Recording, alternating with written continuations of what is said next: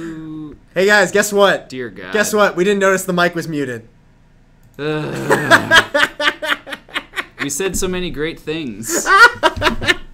Oh my god. You guys missed my story about Lion's Eye Diamond, and it's only because that we're too stupid to realize the mic wasn't muted. Well, we never turned the mic off when we finished. I've never turned this mic off. I know. In Someone my else life. did yesterday, I guess. Oh my god. That was fantastic. We just got Well- completely punished by our own stupidity. How do we not notice? We're not very perceptive people. Thank you, AK, for letting us know that we didn't see anything in the chat because we didn't think anyone was here, and then we looked down and see that there's no sound. That was real foolish on our part. Real foolish. Sorry. No, there's just no commentary. Yes, thank you, AK Cracker. No commentary for that first game, I guess, in the archives. Looks like both players have kept their 6-card hands here, both scrying at the moment.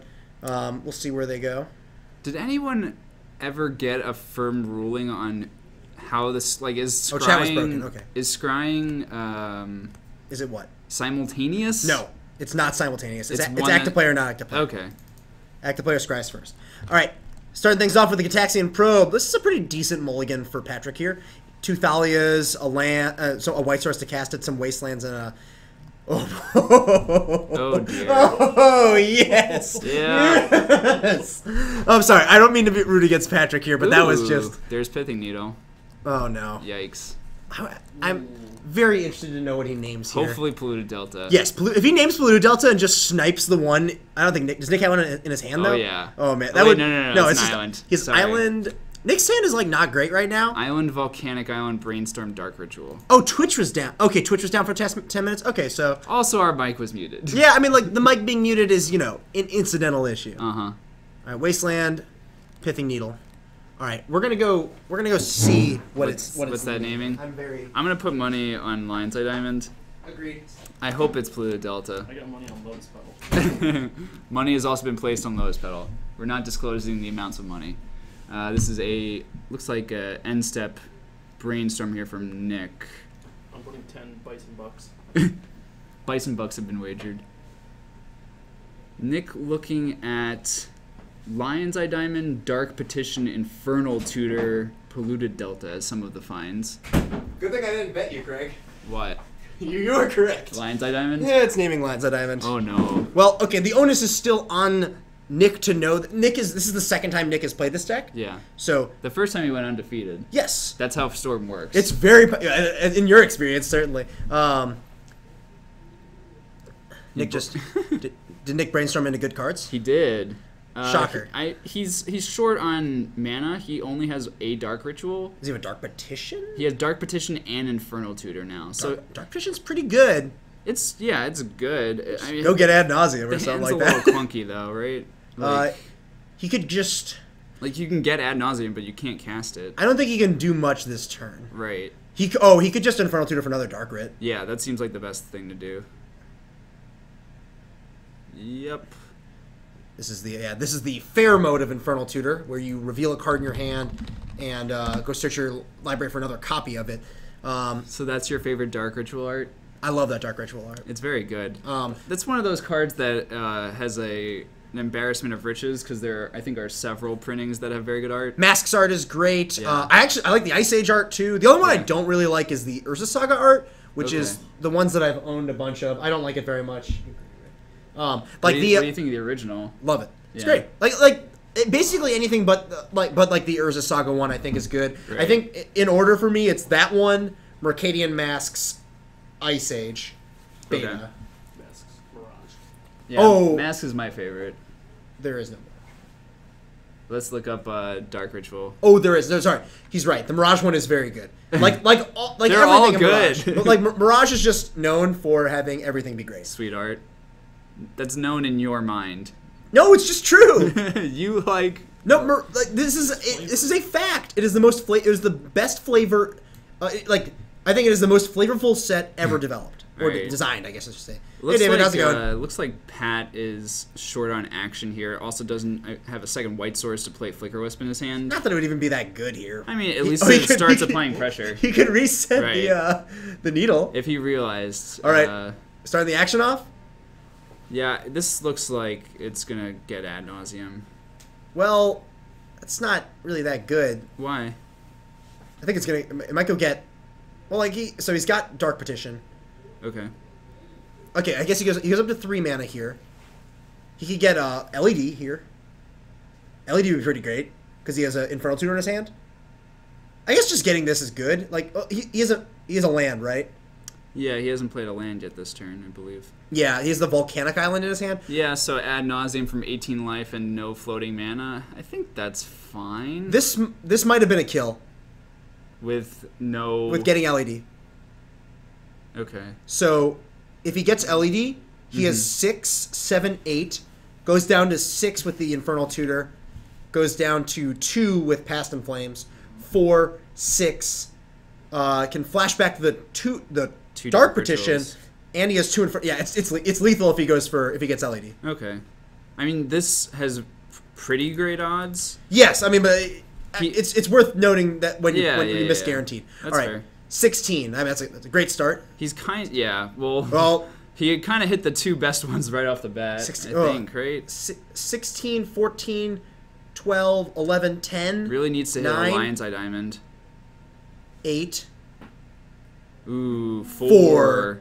Probably have to stop here. That's scary. And he didn't hit an LED. He can discard some extra Infernal Tutors to hand size, though. Sure. Which is very, very good. Legitimately very good here. It's... I mean, if he finds a single LED, then he's good, right? Yes. He goes Dark Writ. Petal, LED. Dark Rit, I LED. don't know if that's true. Either way, the stopping here is a kill for next turn. Sure. Yeah, don't shuffle the deck. Put those in his hand. Now he can discard 2 extra Infernal Tutors to a hand size. Yeah, he already has Past in Flames. I mean... You could discard like the Therapy, a land, and 2 tutors or something like that. Right. You're definitely not going to kill him this turn. No.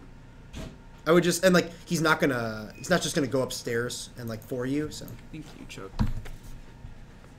So we just got a list of all of the decks that we have in house tonight. Actually, a decent amount of players too. It's like Mike Honcho, LED is not a mana ability, so Pithing Needle actually doesn't affect it.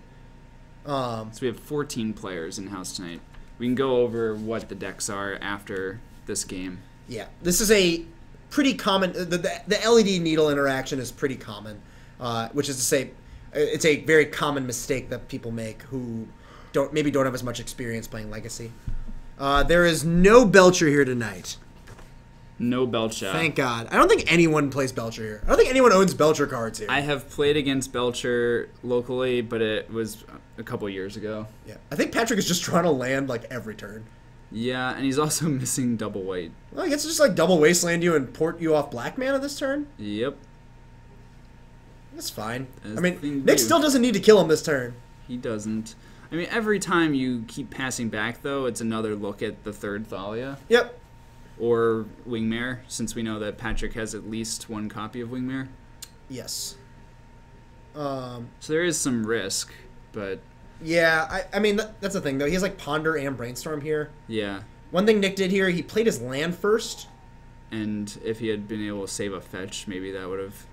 Oh, he just drew 2 rituals, so this is probably just going to be lethal. He's got passive flames. Yeah, this is very lethal. Well... Yeah. How is he getting... He has 2 Cabal Writs and, he has a Dark Writ. And he has the Petal for red mana. As long as he puts back one of these tutors. Sure.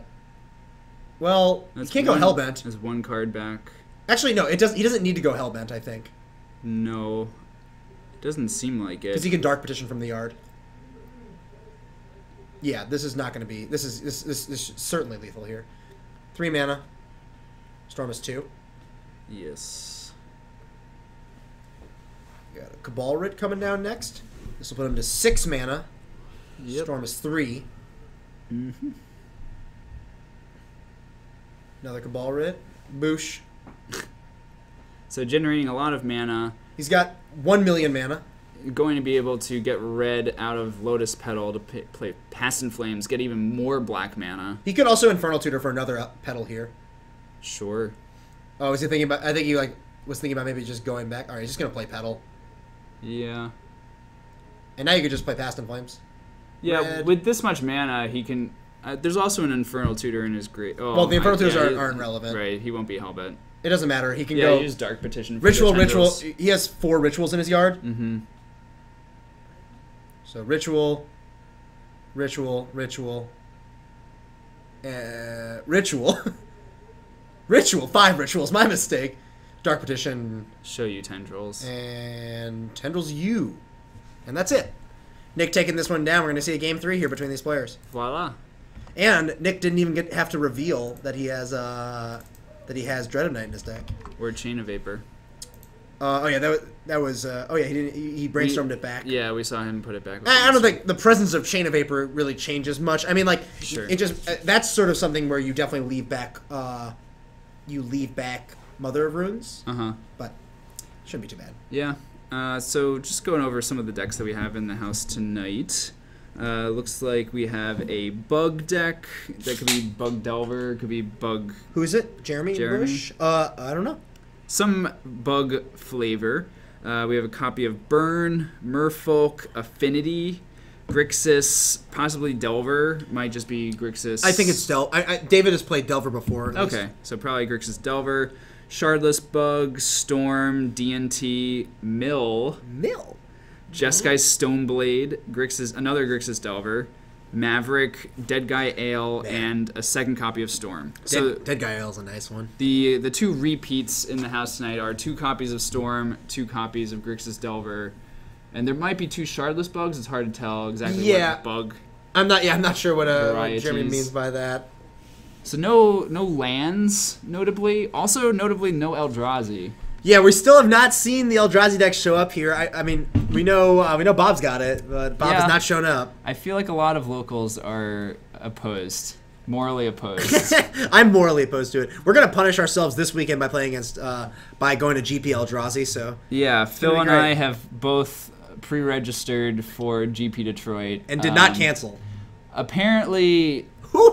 So I registered for this morning, and there were still 1,250 slots left for that tournament. Man, I think it started at 2,000. If the cap is 2,000, I know Houston's cap was 2,000, and they filled up, right?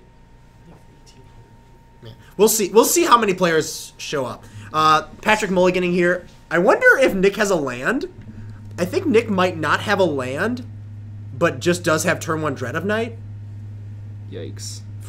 One thing about this is, like, I'm often tempted, so that there's a tropical island, I think, in the sideboard. Actually, I don't remember if it's in the sideboard or the main deck.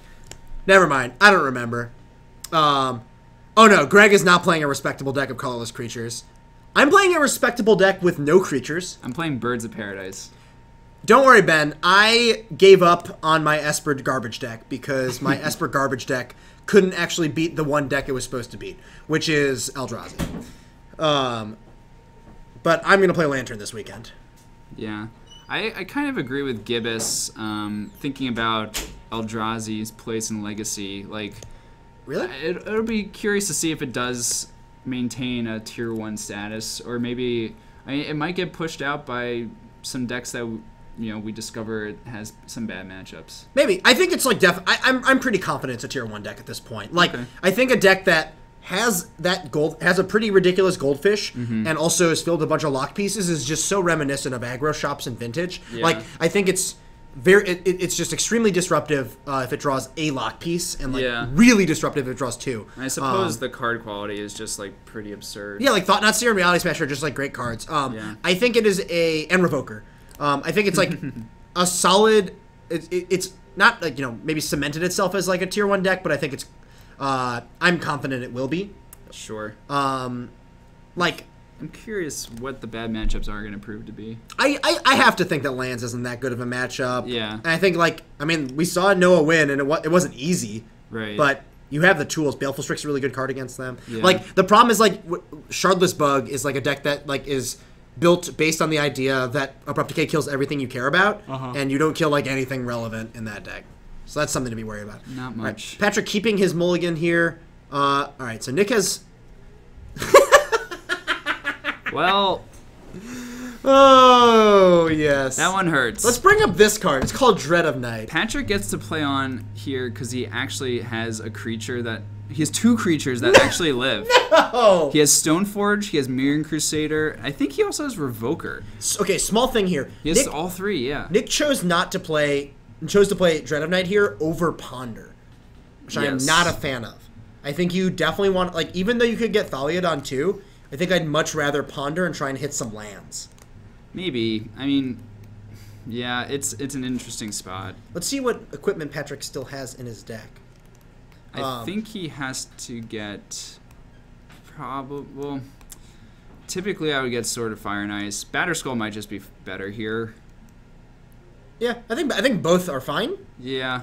This one's a little bit less mana intensive, which is nice. And knowing that Nick seemingly doesn't have land, it's kind of enticing to be able to get down the Revoker as soon as possible. Yeah, I think I would have gone for, if Sword of Fire and Ice was an option, I would have gone for that because of the he has Mirror Crusader in his hand, right? He does. Yeah. Well, there's a swamp. We have a black spell. It kind of depends how many lands that Patrick has as well. All right, this is going to be tough. We got to erase this 8-point life swing a turn.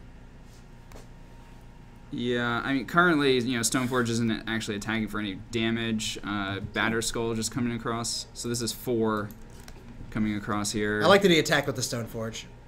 I wonder if that was just sending a message or not. I hope it was just sending a message. Here's a rest in peace right now, making all future Cabal rituals much worse. Interesting to play Rest in Peace there and not add a creature to the board in either Mirror Crusader or Revoker. I think Revoker's better at this point because it's the same amount of damage and it also can disrupt the Divining Top that's in play. Yeah. I think Nick bricked on a land here. Yikes. Paying 2 life to take a look at Patrick's hand, we see Revoker, Mirror Crusader, and Stoneforge Mystic.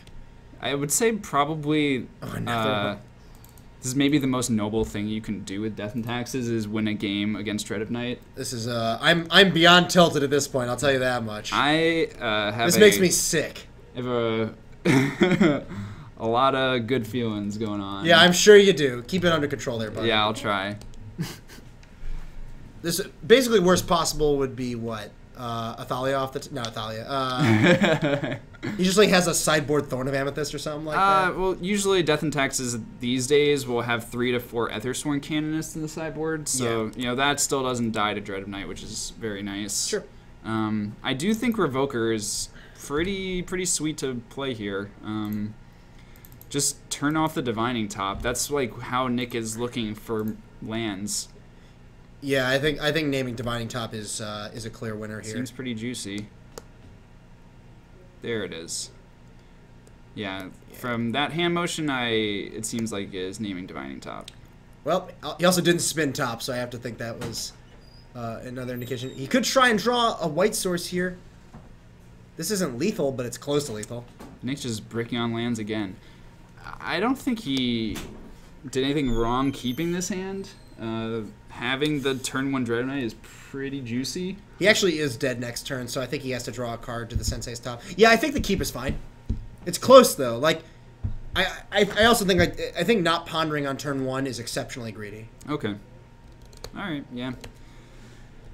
It's an interesting spot because he just doesn't want to get locked out of his Dread of Night. Yep.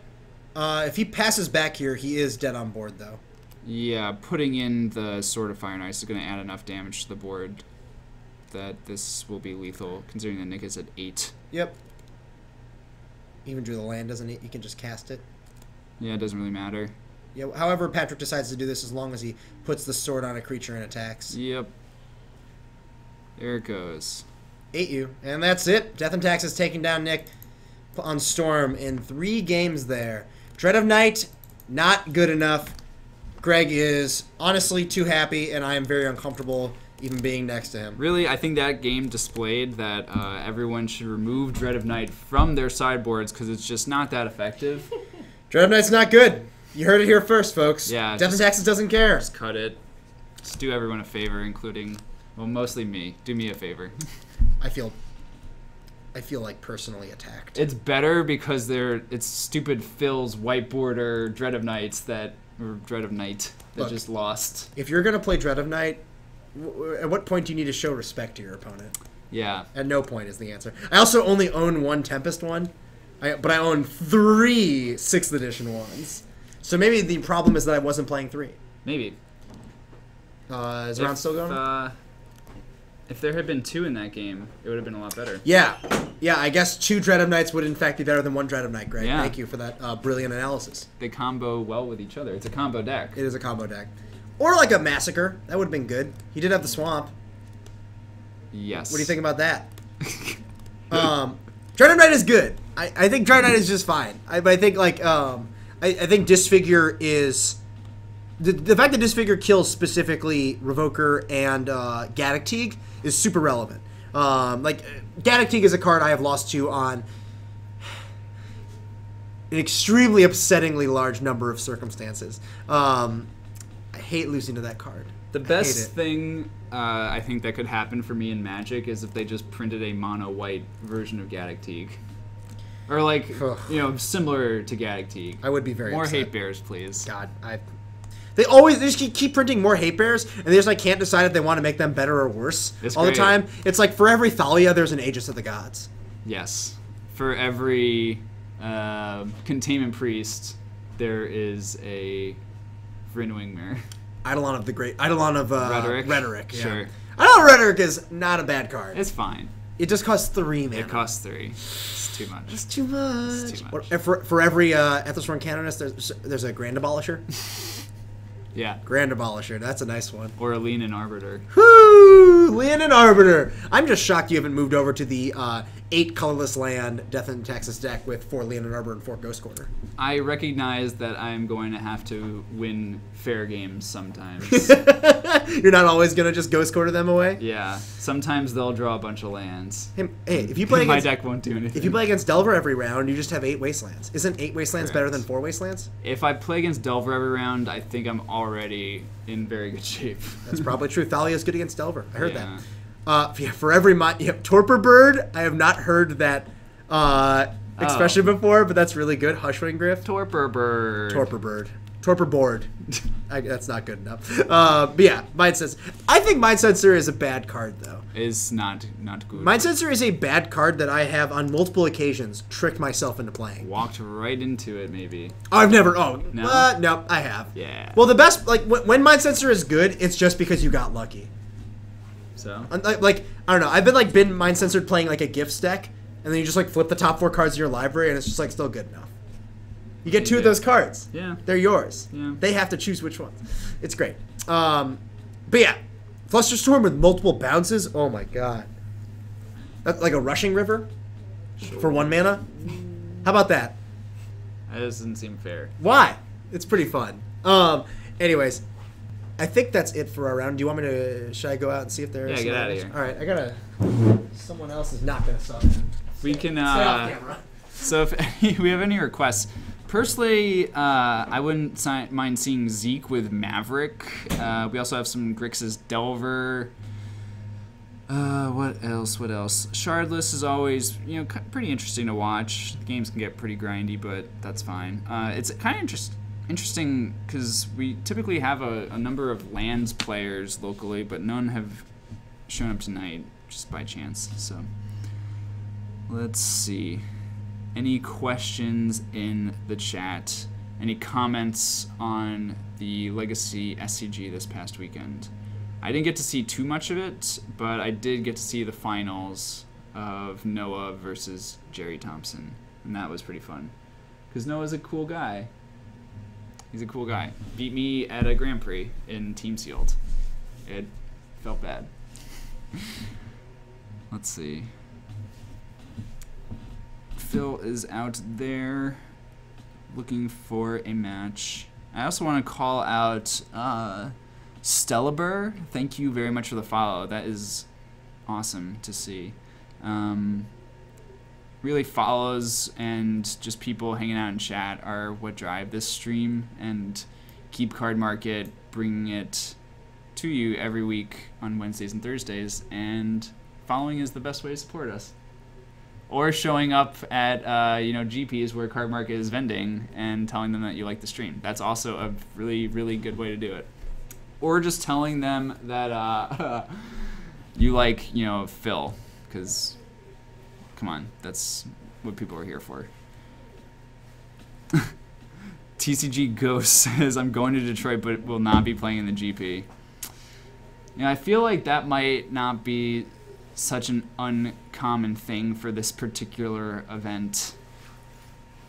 Because, Modern's not in the best spot at the moment. And thank you for the follow as well, TCG Ghost. Or TC Ghost, I should say. Yeah, TX Rager, I agree about, we need to do a better job of advertising. The problem with, streaming on Wednesdays and Thursdays is a lot of the times we're on at the same time as, like, Vintage Super League or some of those other major streams, and it can be hard to compete, Phil and I do our best, but when you have LSV commentating, it's pretty good. Gibbous, Phil will be playing at GPDC, and he actually has a really good team for Team Sealed. He's playing with Kent Ketter and Evan Smith. Evan Smith, not as well known a name, but I promise he's a very good player from Bloomington. Also top 8 at GP Atlanta a couple months ago.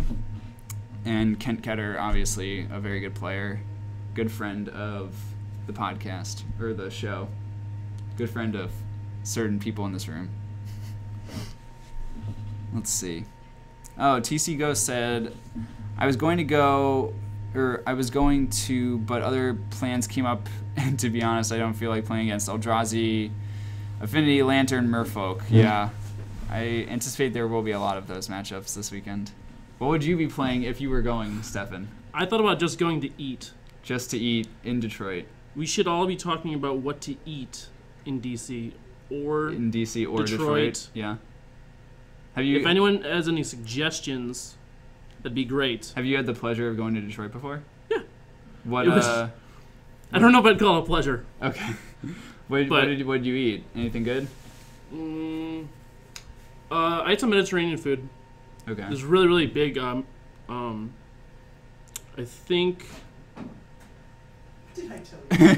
I'm talking about food. I said, of course. No, there's a big Mediterranean population there. I think they're Palestinian and Syrian in Detroit. Good to know. James' family is Middle Eastern. They're really good. From New Detroit. There's a lot of really good food out there. Sweet. On the burbs. The last time we went, I got a coney dog. Coney dogs are pretty good. That was pretty good. It was good. Yeah. I enjoyed it. I probably would I would go there for like a quick lunch. Mm-hmm. It's good. How you doing, Stefan? I'm tired. How do you pronounce this? Just go to the old... Shillelagh. I never knew how that was spelled. Yeah. A lot of Irish words are like that. Where they're just like not even close to how they're pronounced. Shaman? No, but there's also DuPont Circle, yeah. Chicken and waffles. I like chicken and waffles. There's also apparently a Five Guys a couple blocks from the center. Okay, don't go to Five Guys. I do not like Five Guys. There's... You can get like Lafayette right there. smash burgers in Detroit. I don't know why you would want to go. That's in DC. Okay. Oh, okay. Either way. You can. I mean, first of all, you should go to Shake Shack if you're gonna go that route. Is there one in DC? Yeah. Oh yeah, definitely. Shake Shack's good. Yes. I don't really know that much about DC food. I've only been there twice, and one was in and out in about 12 hours. Nice. That's how you keep most visits to places. So you get kicked out by then. How long? How it goes. What would you say that your average lifespan in a Wizards Twitch chat is? Wizards Twitch chat? Yeah. What's your full life? I mean, once I start commenting, it's about five minutes. 5 seconds. It's about 5 minutes until 5 someone minutes. actually realizes What you're saying? Well, they don't catch it immediately. Is No, really yeah, what it they comes down don't catch it immediately.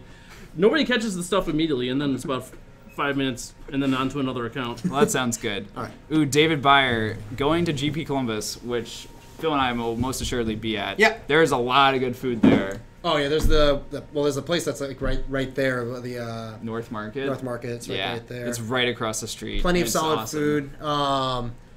I mean, there's just like lots of good stuff to go. We went to that brewery that you can never remember the name to, which is not surprising. That was really good. Elevator? I think that was it actually. Something like Elevator. that. That was great. I loved that. Yeah. Boardroom DC. Phil and I bombed out of, what was it, the Invitational? Yes, we did. And yeah, we were walking around Columbus, going back to our hotel, and we passed. It was just a converted like garage that was turned into a brewery. It seemed like, you know, it was just open air. You just walk on in. They had picnic tables. It was great. Very good beer, very affordable, and we just hung out and played Love Letter for like a couple hours, I think. Yep, it was great. Yeah, it was a good time. By the way, sorry, quick update on the Magic that's happening out there. Okay, yeah. There are 2 matches that are currently in Game 3. Mardu. So the black-white ale deck. Okay. It's not actually a dead guy deck. It's Mardu. Okay. What's red for Bolt? I didn't see any of the cards. I know that the Mardu deck was in Game 3 against John playing Shardless, so it's Mardu and Shardless. Okay. And Seems Maverick. grindy. Yeah. Similarly, Maverick was in Game 3 against Jeskai Stoneblade. I saw 2 Night of the Reliquaries facing down 2 True Name Nemesis. Depends. It just depends. Yeah. I don't know what wins there. What would be good? Something with Stoneforge. Sword of Fire and Ice. I wonder if Zeke brought in Zealous Persecution. Oh, I have to imagine Just Zeke for did. True Name.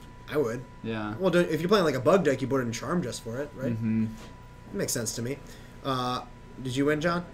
Okay, so Shardless actually took down Mardu in that 3rd game, so looks like we were just waiting on that Maverick versus Stoneblade match. Okay. And once that's finished, we can get round 2 to you guys in a second. I put Zeke on. I said if Zeke wins, put him on. That is what I was going to suggest. I feel like we always just watch Zeke crush people with Night of the Reliquaries. I love watching Night of the Reliquary. Card's sweet. It's a good card. And Zeke is very good at playing Maverick. He also plays many copies of Kasali Pride Mage in his deck. Always a great inclusion. Big fan favorite here, crowd favorite. Yeah, I would say so. Yeah, the deck looked really good. I've liked it. Yeah, it's one of those decks. I mean, it was such a huge part of the metagame 3-4 years ago. Maverick. I mean, yeah, it almost felt like the format was like it was like a 2-deck format for a while. Delver and Maverick. Yeah, like Rug Delver specifically. Yeah. And then they printed a bunch of other good cards. Yeah. And the format sort of like shifted around a bunch to where we are now. But I mean, like the course of years. Like Miracles became a thing. Stoneforge Mystic was like, I guess Stoneforge Mystic was like, I guess it was a thing at that point. But like people weren't. It took a long time for Death and Taxes to catch on in America. Mm-hmm. It was like a pretty popular deck in Europe for a while, specifically around like Italy. Sure. And people just didn't play it here. Do you think that is sparked by the printing of Grizzlebrand making Sneak and Show more of a deck, and that made Death and Taxes better than Maverick? I think what it was that the way that people chose to fight combo in Europe was with Thalia. Okay. And they thought that deck was better than Maverick in that regard. Sure. I know you certainly have fallen that way, but like it's a like different watching deck. Maverick. Yeah. I mean, like, I respect it too. It's just like, do you also want the mana denial of Port? Yeah. And I know like a lot of European players gravitated towards that and ended up settling on it for a while. And it's also like the variance of Aether Vial. Yes. Yeah. Exactly. Like I would say that Maverick is a more consistent deck. Yep. Maverick has less horrible 1-mana artifact top decks. Yeah. And a little bit more consistency with Green Sun Zenith. Yeah. I think it has a slightly worse nut draw, though. Definitely worse nut draw. No, I think that Aether Vial is like a nut draw card. Mm-hmm. Like a turn 1 Vial into just like turn 2 Port you. Or turn 3 Thalia, whatever. Or whatever. But like Port you or Thalia into Port you, waste you, Port you, waste you, Port you, waste you. While adding dudes with your Vial. Yeah, that's just like extremely hard for some decks to beat. Yeah, it's a lot more powerful than just turn 1 Deathrite, which is usually Mavericks. Or just turn 1 Mom, cast a Mom. Sure. It's not nearly as powerful. Yeah, I mean, like Maverick has ways to accelerate on mana, but they're not as explosive. And they often, it's still exposable to like Bolt and stuff like that. Yeah. It's just different. Chaos Elves, I'm a fan of Chaos Elves. For those wondering what Chaos Elves is, it is elves with no order. No natural order. That is what Julian Knob started calling it. So what do you play instead? You're not playing Craterhoof? Oh, you're playing a Craterhoof. Craterhoof. One Craterhoof, I think. Just to be able to Zenith for? Yeah. Okay. Or to just draw. So what Drawing else? it is great. Yeah. I get that. So you're still playing all of the Cradles. Oh, yeah. Yes. There is no version of Elves I would consider with less than 4 Cradles. Okay. Cradle is just so dumb. A busted card. So what do No, you... but see, well, Ben, it would be a bad deck idea if Natural Order was a playable Magic card. But Natural Order is garbage. So what do you play instead? More elves? You play more hate. You play more hate creatures. Like there's a Gaddock Teeg in the main deck. Okay. There's a Ren's Run Packmaster in the deck. That's just a great card. I don't remember. Yeah, there is a crop rotation as well. Well, that's weird. Yeah, you have like a Caracas in the sideboard as well. Help you a little bit against combo, Weird. specifically against Reanimator. Holy crap! So you're a little less explosive. You're just a mid-range deck. You can still combo them. Glimpse still kills them. Yeah, Glimpse is still a But, kill, like- but you have fewer kill cards. Yeah, you also have Cavern of Souls in the deck. You don't? You do have Cavern of Souls in the deck. Oh, because you don't have that double green non-creature spell. Just don't need it. Yeah. You have you have Cavern of Souls, which lets you just lets you beat miracles more consistently, get through counterbalance. The problem is you're just not going to race as many decks. Like Gaddock Teeg is good. Yeah. Zenith for Gaddock Teeg on turn 2 is going to be good enough to beat Storm in game 1 or whatever. But post board. things get different. You're going to just be slower against combo decks. Do you play like a Mirror Entity? I would not play Mirror Entity. You can't Zenith for that card. That's a shame. It's not a good Magic card. It's just Card's bad Crater sweet. Hoof. Bad Crater Hoof is not sweet. It was good once upon a time. It's it's good before they printed better cards. Yeah. That's a shame. Yeah, you have a better Miracles matchup as the foundation of the deck. Like you're supposed to you've fundamentally warped your deck to be better against Miracles in all instances. But as Feingersh and I have both attested to, just normal Elves versus Miracles post board is fine. It's close. Close. I think you're almost favored post board. Almost. I like it's even to favored. What about now with Mentor? Does that change it? No. Okay. I don't think so. If anything, Mentor just doesn't matter. It helps them a little bit, but I it would still just think dies to so. decay. Yeah, sure, but I mean, it's one more thing to decay. They might get a little value out of it to trade. Yeah. It's annoying, but your best card is still just Deathrite. Just Deathrighting them out. The goal in the match, it means they have to terminus away their own thing. Sure. Which is annoying. I certainly think that the version without Natural Order will necessarily have a better matchup against Miracles.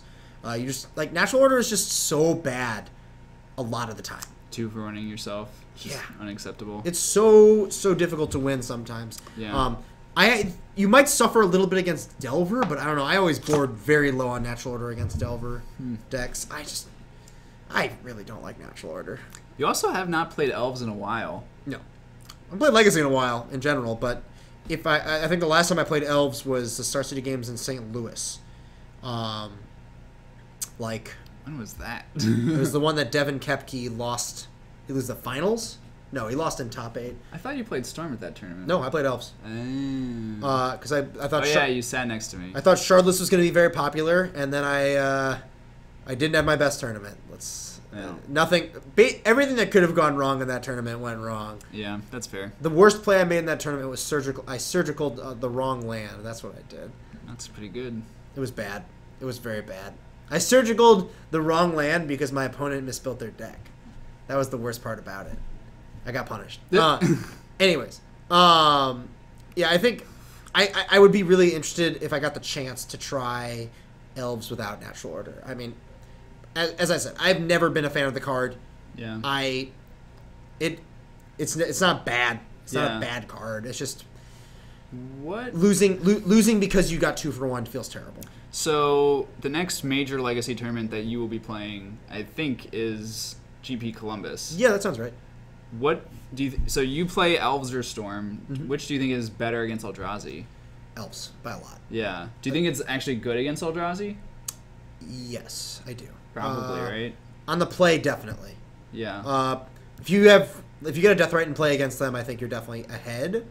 But I think on the draw it can be pretty annoying. They have a Sphere of Resistance effect. No? I mean, they don't play main deck Sphere. They just play Thorn in the main deck, I'm pretty sure. Or Thorn, sure. Thorn isn't good against you. Because it's not in creatures. Your deck's all creatures. Yeah. Your deck's 30 creatures. So, if they just have the turn 1 Chalice on one? Turn 1 Chalice on one is, really annoying. You can beat it, but you have to be able to get to Zenith for 3 Yeah. which is a slow thing, and they could just kill you by that, or just thought Fair. not your green sensing out the way. I think on the play, Elves is favored. Should we check to make sure they haven't Oh my snuck God. up on us? It's. I bet they did. I mean, I'm gonna give them the benefit of the doubt and say, oh, okay. Benefit of the doubt, huh? I'm glad I said something now. All right, it looks like they just started a short while ago. Also looks like we might be looking at. So we have looks like Esper Deathblade on the left,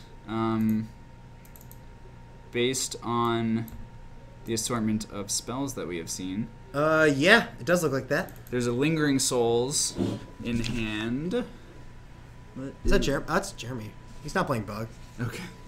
Well, there is Right? green. Okay. I mean, there's a Deathrain Shaman in place. Yeah. So this is 4-color. I think it's Esper blade. Deathblade. Yeah, I agree. I'm gonna, or at least I'm comfortable naming it that. This could also be Esper Mentor. Could be. There's Lingering Souls in hand. Also 2 copies of Snapcaster Mage and a Force of Will. Could still be anything. Yeah, I have no idea what Scrubland that is. It looks kind of wonky. It just looks beat up. It might be Sharpied. It definitely might be Sharpie. Just like drawn on. I don't think it's a gold board. Like, it would be not legal if it was gold board. I think it's just played. Yeah. All right, I'm gonna go double check life totals. Sure. So we see Wasteland going after the Scrubland and floating mana from Jeremy. See if he gets one of these Snapcasters out there for no value. Looks like he's going to eat a land. Zeke is going to respond perhaps by eating that land as well to take the mana away. Yeah, I think David Byer, I think Phil will also take a look at that Scrubland because it definitely looks a little funny. I do anticipate though that Zeke is pretty weathered. If it looked suspicious, I think Zeke would ask to inspect it. Here we see Swords of Pleasures going after Deathray Shaman. Jeremy going to gain a life. Phil is currently in the field checking life total, so I'm not going to update that just yet.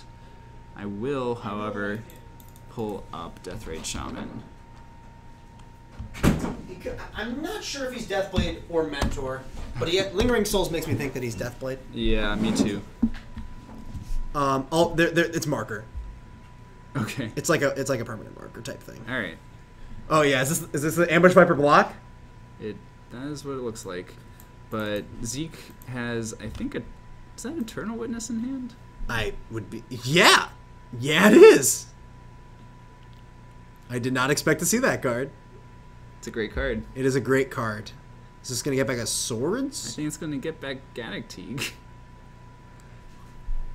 It's pretty tempting to just get it back if you know. Yeah, we're just gonna force a will here. I have that same signature on my Force of Will. I only own one though. There's a fetch on end step for Jeremy. So you confirmed the life totals when you were out there? I did. Cool. Because I'm great. You are great. I do remember when Stoneforge Mystic decks for tier 1. It was a good time. Still are. Yeah, according to good old Greggy. He knows what's best for all of us. I mean, Death and Dex I think is good against Eldrazi also. Yeah, I mean, Fundamentally. I haven't gotten to play it yet. I think it's at least going to be close. Mm-hmm. Jeremy wisely fetching all basics here, getting to make himself immune to that Wasteland on Zeke's side of the table. Brainstorm kind of finding a lot of air here, though, for Jeremy. He's sitting on, I think, a copy of Council's Judgment. Council's Judgment, Ponder, Force of Will, and 2 fetch lands. Yeah, nothing super exciting here. Like, I think we're going to see him try and ponder this turn as well and try and find some more action. Yeah. Jeremy asks Zeke how many cards in hand. He's probably thinking about, like, does he want this Force of Will? Can he really afford 2 for 1 himself again? Probably not. It seems, yeah, likely not. Geoffnish, 1 of Courser and Maverick. Seems pretty sweet. Courser is an insanely powerful card, and probably is, I think at some point in the course of Modern is going to get more time in the sun. Obviously, you know, Hoogland has shown us its power in his Kiki Chord deck, which might not be the best at the moment, but has been, you know, proven to be good in the past. And he plays what, like 2 copies of Courser in that deck? Yep. I think it's sweet. Very own Simon Camero has been playing Courser for some time in his Naya Planeswalkers. It's very, very good. Very tier 1 deck. Tier 1. Jeremy with a quick shuffle on this Ponder here, not finding anything of value. Got the nice Judge basics going on here. Oh yeah, very fancy. And passing it back to Zeke. Zeke gonna end step, exile something with with a Brainstorm. Yeah, getting rid of the Brainstorm. You know, Zeke has seen Snapcaster Mage, and typically Brainstorm's going to be, you know, the single most powerful 1-mana thing you could flashback, I guess. I Outside feel of like Plow. This deck looks to me like a just a normal Esper Stoneblade deck. But we did see Deathrite Shaman earlier. Yeah, like just with Deathrite Shaman. Uh-huh. I guess that's like the same thing as Esper Deathblade. But like, I feel like the Esper Deathblade deck never played this many basics. Yeah, I think you're right. It might just be Stoneblade. I don't even know if there's a green land in his deck, is how I feel. There might be like a Trop. Maybe. Or like the Trop might be in the board even. Because Deathblade used to play like a bunch of Abrupt Decays in the main. Like it had a heavier green component, and it was just a straight 4-color deck. Right. This might be just a very, you know, light, quote unquote green splash for Deathrite, but really it's just a black creature in the deck. I think Jeremy's gonna cast this Council's Judgment here. Another very interesting looking duel. They're all he said they're all like that. They're all markered to be not just ugly white bordered. Yeah, that Thalia is exiled. Zeke could have bounced it in response, but he decided not to. Yikes. Jeremy did decide to shuffle on that. Shuffling on Ponder. Zeke It had 2 Deathrights. It did. I guess he just thinks he's not going to be able to race that. Yeah, I mean, maybe he's really looking for like Stoneforge Mystic, or if he has like a Supreme Verdict in his deck, maybe that could be good. Verdict would be pretty strong. And there's Wasteland going, the 3rd Wasteland. Yeah. Going after a land and an attack for 1. Getting that point, Deathrite. Yeah, Zeke with only 1 black source here, he knows that he's not going to be able to double activate his Deathrites, so might as well get in for the 1 chip point. This Monastery Mentor coming down from Jeremy, showing us that he's, you know, Esper Mentor, Esper Blade. I think this is. I don't think the Stoneforge Mystic is in the deck. I think I'm pretty confident to just call this Esper Mentor at this point. Okay. Attacking, no fear. Oh, actually, it's a 2/3. Never mind. Yes. Justifiably, no fear. No fear for a reason. Yeah. Marsh Flats, just a playing of the Marsh Flats and a pass of the turn. And a drain, putting Jeremy down to 5. Pretty precarious life total here. I wonder, you know, if Zeke finds another black source, it's going to look pretty rough for Jeremy. He might just have to throw. Yeah. He was going to have to throw away his Mentor and be left with just a Force of Will in his hand. So yeah, that is the game. Not worth it. And Jeremy going to pack it in. Going to go to game 2 here. That's sweet, Gibbous. Yeah, a lot of our friends in the chat finishing up Storm. Yeah, seems like a common theme. I can't fault them. I have had the same ambition recently. In part because we kept watching Storm do so well on our stream, I think. Yeah. Watching it win is just so exhilarating. Yes, it is a very exciting deck to watch win. When you watch Death and Taxes win, it's, you know, not it's not really in the same stratosphere. It's funny because I don't really like watching Death and Taxes win like really bad games of Magic. Okay. Because I think so often you're playing really bad games of Magic. You're trying to. You're doing your best to make the game terrible. Yes. For your opponent. And that's something I always have a lot of respect. I always describe I don't remember who originally stated this. I think it might have been Glenn Jones. Okay. That each game of Magic is zero-sum fun. Yeah. And you win when you take all your opponent's fun. Yep. And Death and Taxes is the literal embodiment of that statement. You have not won until your opponent is just clawing their own eyes out. Yeah, it's great. Yeah, that is honestly, great. Miracles functions kind of like that too. Yeah. In a lot of matchups, at least. Yeah. Not every matchup, but... Miracles is just, kind of boring and good but like super interesting.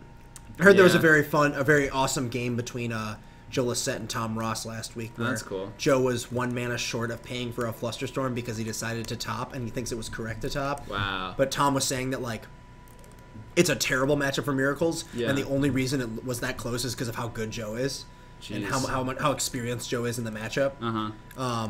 But yeah, I want to go back and watch that match. I heard Yeah, it's that sounds sweet. extremely good. All right, both players shuffling up for game 2 here. Get a look at some opening hands in a second. I have to think that Zeke feels advantaged here. Mentor itself is a very good card against Jeremy, but like Thalia, the combination of Thalia and Knight of the Reliquary seems pretty annoying. Yeah. So many must-kill threats. Yeah, I think the best things that Jeremy can be doing are finding Swords to Plowshares and Snapcaster Mages to pair them with. Mm-hmm. That's a pretty great recipe, I think, against Maverick. Also being able to keep Zeke off of Deathrite. Deathrite is just so freaking good. I think I see a Painful Truths in Jeremy's hand. Sure. Also a Supreme Verdict. Seems good. That is the buy a box promo art of Supreme Verdict, I believe. And we got Cabal Therapy. Wow. Well, I wonder what he names. Bricks? I have no idea. I feel like he named Deathrite Shaman.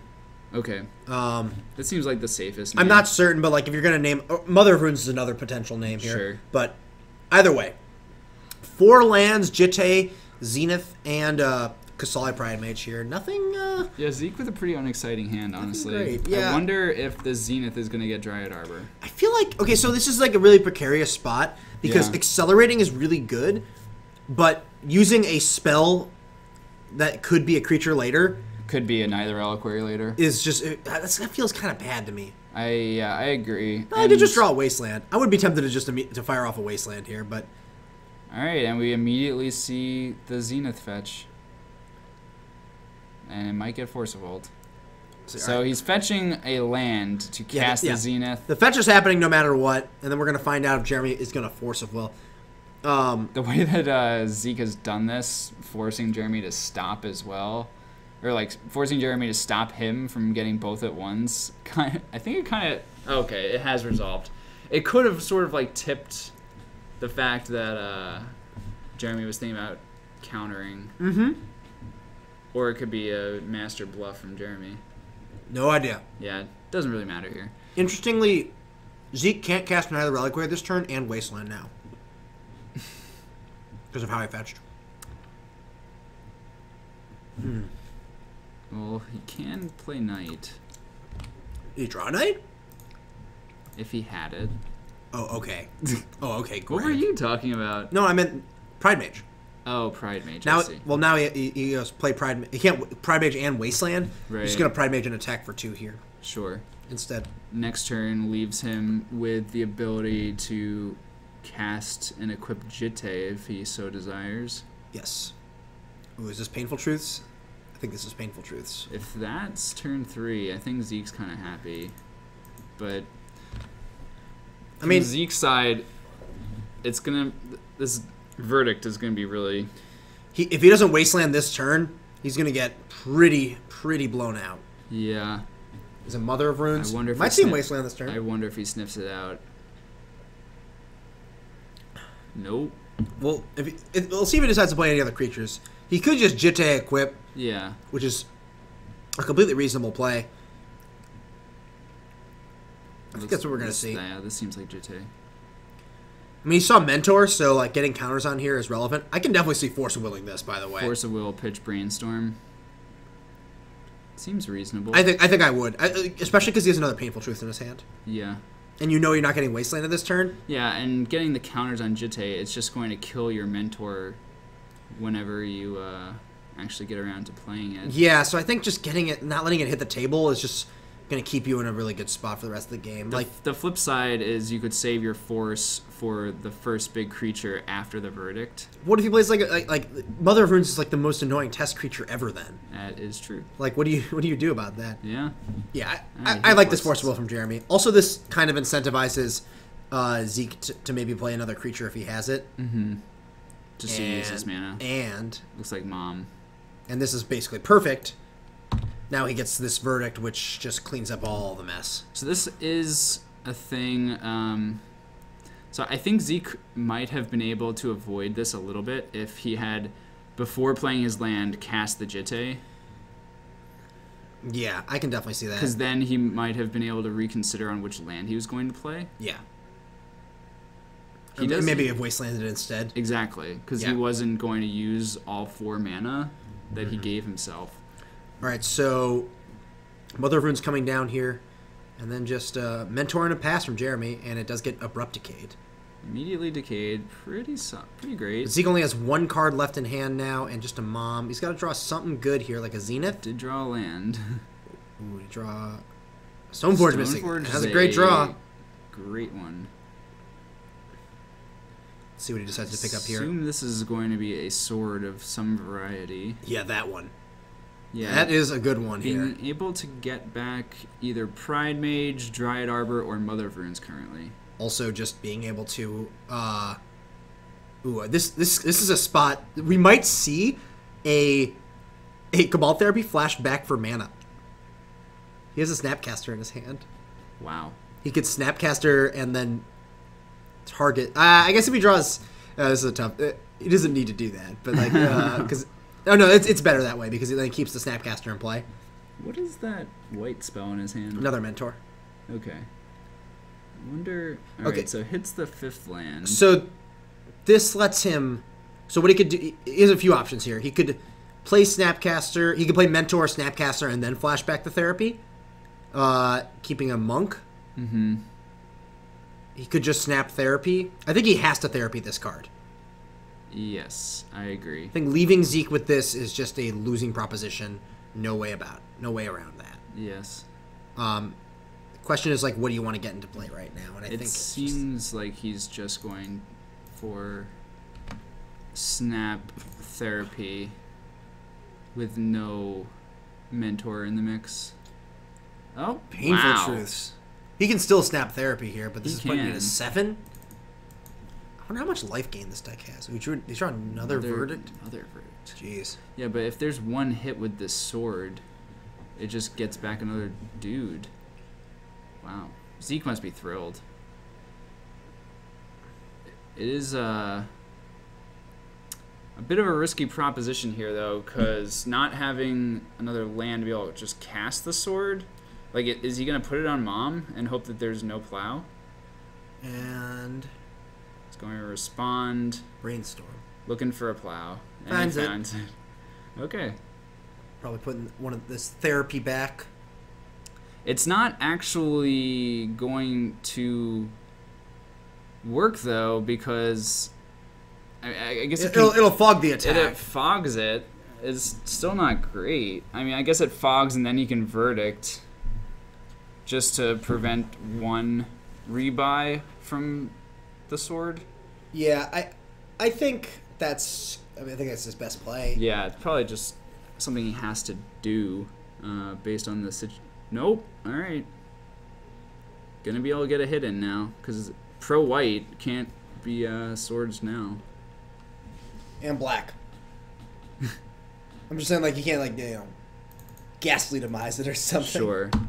3 damage to Jeremy. Zeke gonna gain 3 life, and Zeke gets to regrow a creature, which is critical towards fighting this second Supreme Verdict here. What do you pick up? Rebuys Mom. Another Mom, yeah.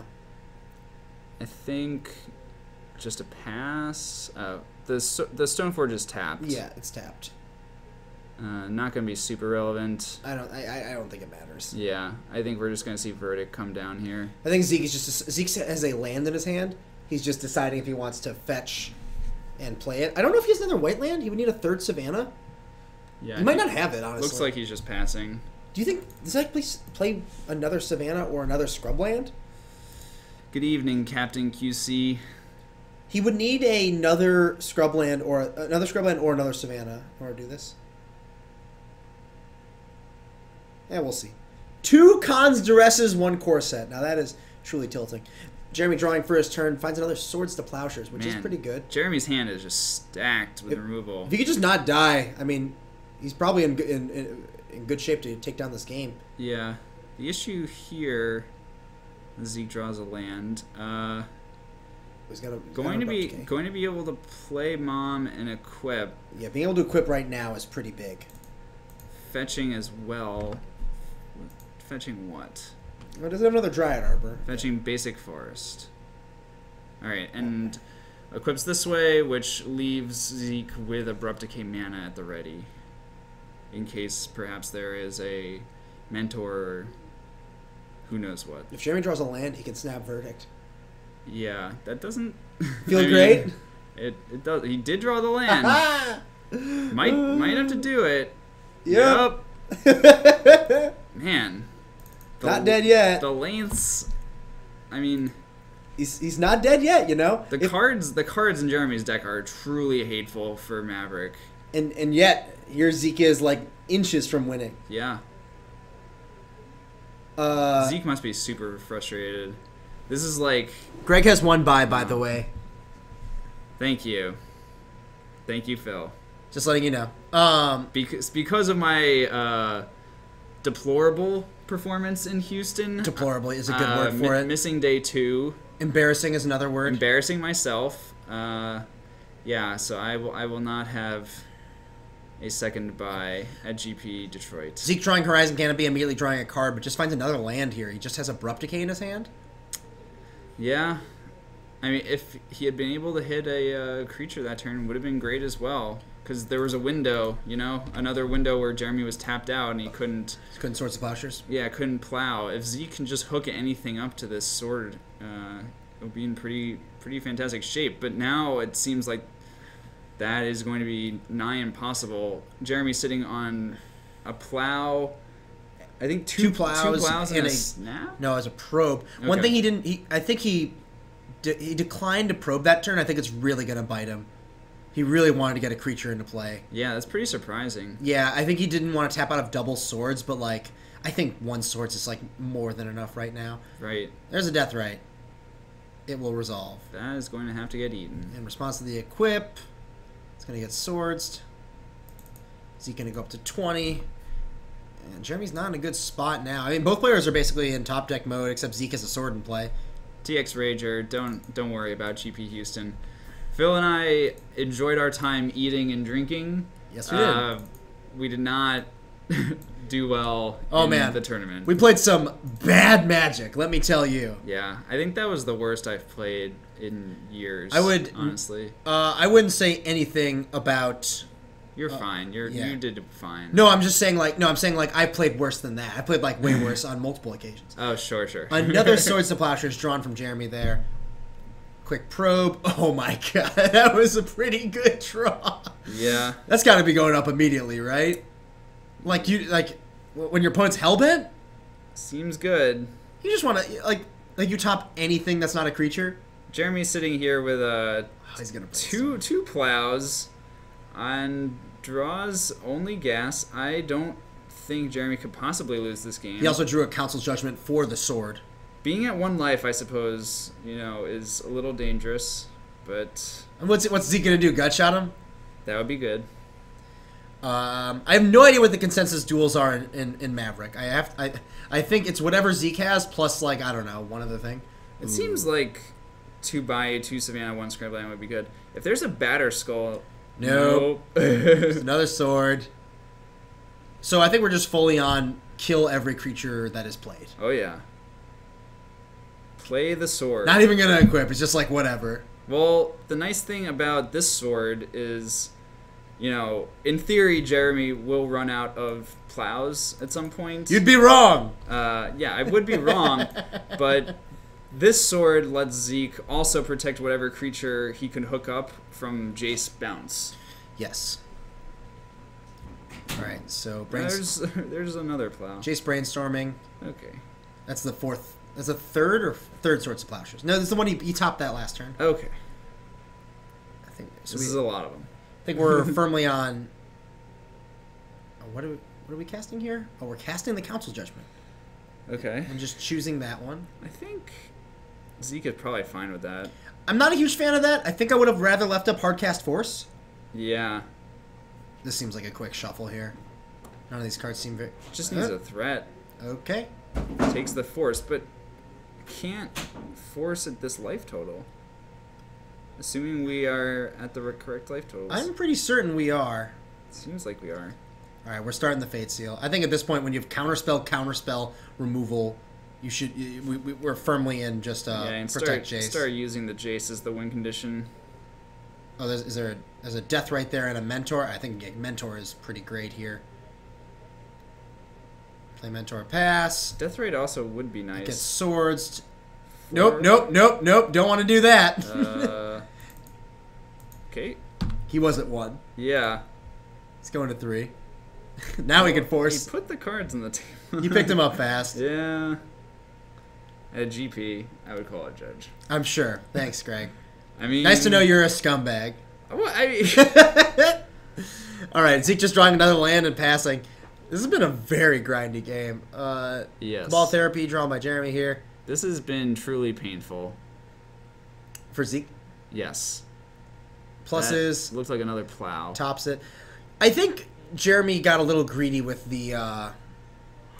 For the record, I'm of the... Jeremy got a little greedy with not plussing Jace immediately. I think I would have just started going up I agree. from that spot. For the record, where do you stand on if your opponent has a fetch land and you plus Jace? Do you just do the same thing? Just always fetch? No, sorry.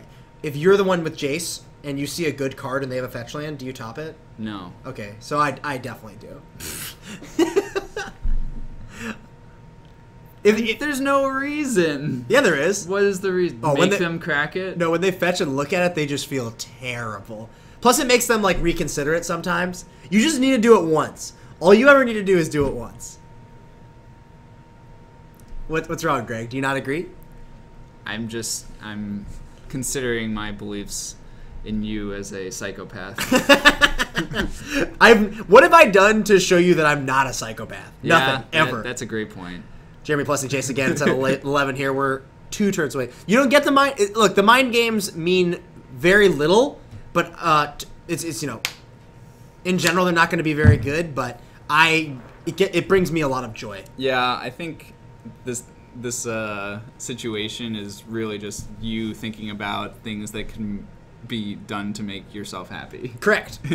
Which is fine. That's a great motivation to do anything. Swords of Plowshares being cast on that Deathrite Shaman. Zeke going up to 20. They're going down to 18 in response to the drain. Jamie just draws another Deathrite. None of this really matters. This is just we're all on Jace right now. All Jace all the time. Plus, I don't think... if it's a creature, you just leave it. You have Hardcast Force of Will. Mm-hmm. I can't imagine what you would not leave on top at this point. Gut Shot. Wait, no. It's past that. Psionic Blast. Yes. Well, can't be cast. Here's Thalia. He's got a Karakas in play, notably. Yeah. Think you're just okay with this. You're just going to bounce it. Yep. It's pretty gross. Nope. Getting forced. Hardcast Force. It's dead. Mother of Runes. Resolves. Put a sword on it. Swords it. Yeah. And we're good. We're going to game 3. Jace taking this one down. I think Zeke made a valiant effort there. Oof. He got close. He got very close. Jeremy pulling that one out, though. We're going to see game 3 between these two players. That was a lot of interaction. All it took was 3 Supreme Verdicts. Yeah. And 3 Swords to Plowshares. And surviving at 1 life. Yeah. That was, man, Jeremy scrapped. I got to say, he scrapped like hell there. They both scrapped, really. I think Jeremy's deck, the way he's configured it, should make him extremely advantaged in this matchup. I would agree. It seems like he's built his deck to be very good against fair decks and very soft to combo. Jeremy, quickly boarding. It looks like he has a couple of Abrupt Decays in his sideboard. He's going to board those in. Yeah, the therapies do not seem great. I don't think you need 4. I mean, it's good against Stoneforge Mystic. It's fine. But you're just so is Abrupt Decay. Yeah, but you just like also you just really often get put into top deck mode in this matchup. I think so. That's fine. I think yeah, Jeremy's deck feels really good here. Like the one thing that can really get him is just like not being able to fetch basics, and Zeke just like mana denying him. Like Thalia being really good is really like what I would expect. Yeah, like Zeke can win. It just seems like Jeremy has a fundamental advantage. Yeah. I think Zeke also had too many answers in his deck. Like, I don't think Zeke wants Decay. I don't know if Zeke wants Four Swords necessarily. Yeah. But one of the surprising cards I think Jeremy still has, it seems like all copies of Force of Will in his deck. yeah. It kind of seems like he might have better options, but perhaps Maybe. not. Like, Force of Will is weird in this matchup, in this deck. Like, it falls into the similar argument of Force of Will, like, when Cruise is legal. Like, did you ever really need to board out Force of Will when you were playing that deck? Because you could just gas up, recoup the card advantage. You wanted to, like, just use your cards. Yeah. And Force of Will is a free, powerful card. Yes. So, this deck is sort of similar, with Painful Truth filling that spot. Obviously, it's much slower, but similar card advantage. Yeah, capability. One card gassing you up all the way. Like, Jeremy cast 2 of that card this game. Mm-hmm. It was huge. But I don't know. I don't hate Force of Will. I don't think I love 4 copies. Yeah, I guess it also kind of depends. What Jeremy wants to take it. Like what else he has that's bad. Yeah. And, like, does he really have much good that's coming in? Yeah. I'm not certain what would be available there. We'll find out. Let's see what Jeremy's deck looks like here for this. I mean, maybe he boarded out 2 Force of Wills for whatchamacallit, for those decays. We'll see, though. Both players looking at their opening 7s here. Oh, there are 2 copies of Force of Will in his opener, as well as a Verdict, and 1 land. Looks pretty awkward.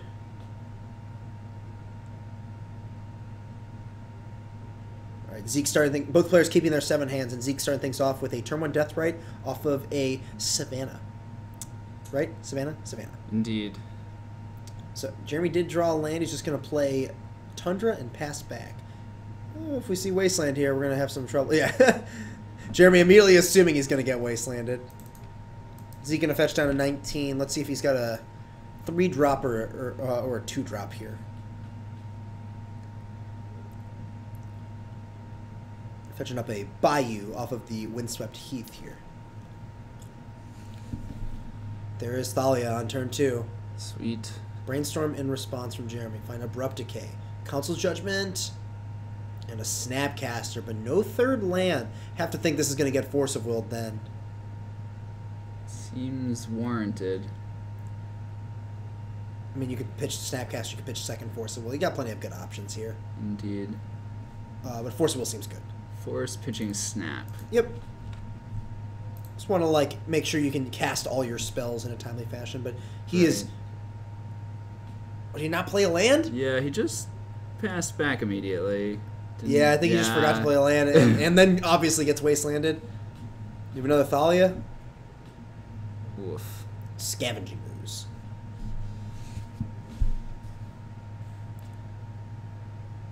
The Scavenging Ooze Resolve. Let's see what Jeremy thinks about this.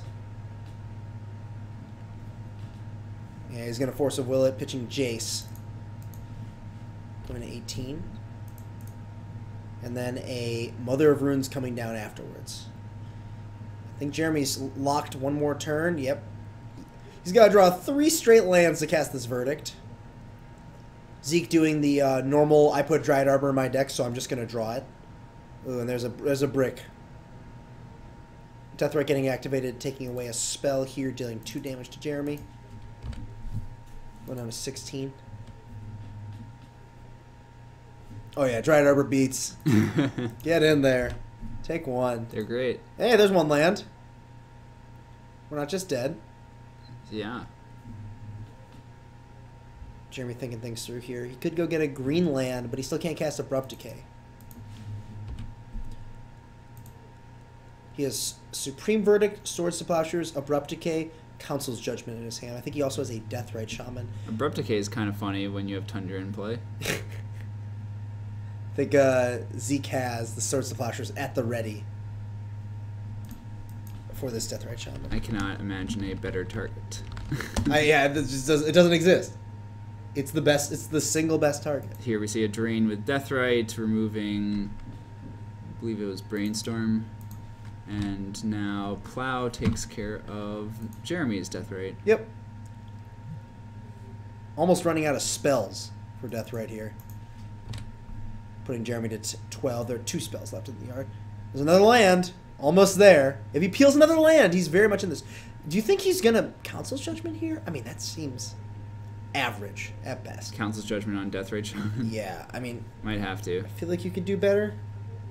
Probably. Would you do Death Rite Shaman or would you do Mother of Runes? Because it unlocks your Plow. Yeah. Like if you brick on another land next turn? Yeah. I think Mother of Runes is the better choice. That's fair. Let's see. In response, very wise. Does 2 to you, puts you to 10. Zeke extracting all of the damage that he possibly can. He does go for goes death rate, after though. death rate. It represents more damage. Yeah. And Jeremy's kind of just trying to survive until the verdict. Yeah, I mean, also with the Death Rite not in play, this means that Zeke has to commit something else. That's an interesting point, Grandfly. I hadn't considered that. Grantfly is a real asshole. I gotta say, he's got something wrong with his Dome Nugget. Zeke drawing for the turn. Let's see if he can get anything of value here. Nope, just more Dryad Arbor beats. Going down to 9. Oh no, he drew a Galactique. Wow, that is pretty great. That was timely. Wow. Also makes not killing the Wow. Mother of Runes look a little bit worse. That is the actual most punishing card he could have played. Oh my, Holy crap. Oh my god. Oh, don't worry, and you could just never kill it. I have this Caracas. Put you to That was 6. so brutal. Jeez. I mean, like, I don't think Jeremy made the wrong play, but that was just rude. That Good was Lord. punishing. Another swords here. This is like definitely a swords, right? Ugh. Yeah. Ugh. Do you You can't might- force it, Will. You cannot. You can't force this. Wow. I think that's what Jeremy's was thinking about. But yeah, there it goes. This is the actual most punishing thing that could have happened by not removing that Mother of Runes. Man, this makes me want to play Gaddock Teague. Ugh. Real bad. Teague just. Ugh, I hate this card so It also much. looks like he might have drawn a sword. Well, what is this? Good friend Gaddock Teague. I wonder what would make Zeke put the Dryad Arbor down at the bottom. Oh, maybe he's going to get Jitte. I don't think Jitte is in his decks. Oh no, Jitte is probably still in his deck. Yeah, he is gonna get Jitte. I was just thinking about like what would make Zeke move Dryad Arbor down to the bottom. You just go for the swords here, right? And hope to draw the green land. Yeah. I don't know what else you can do. Mm-hmm.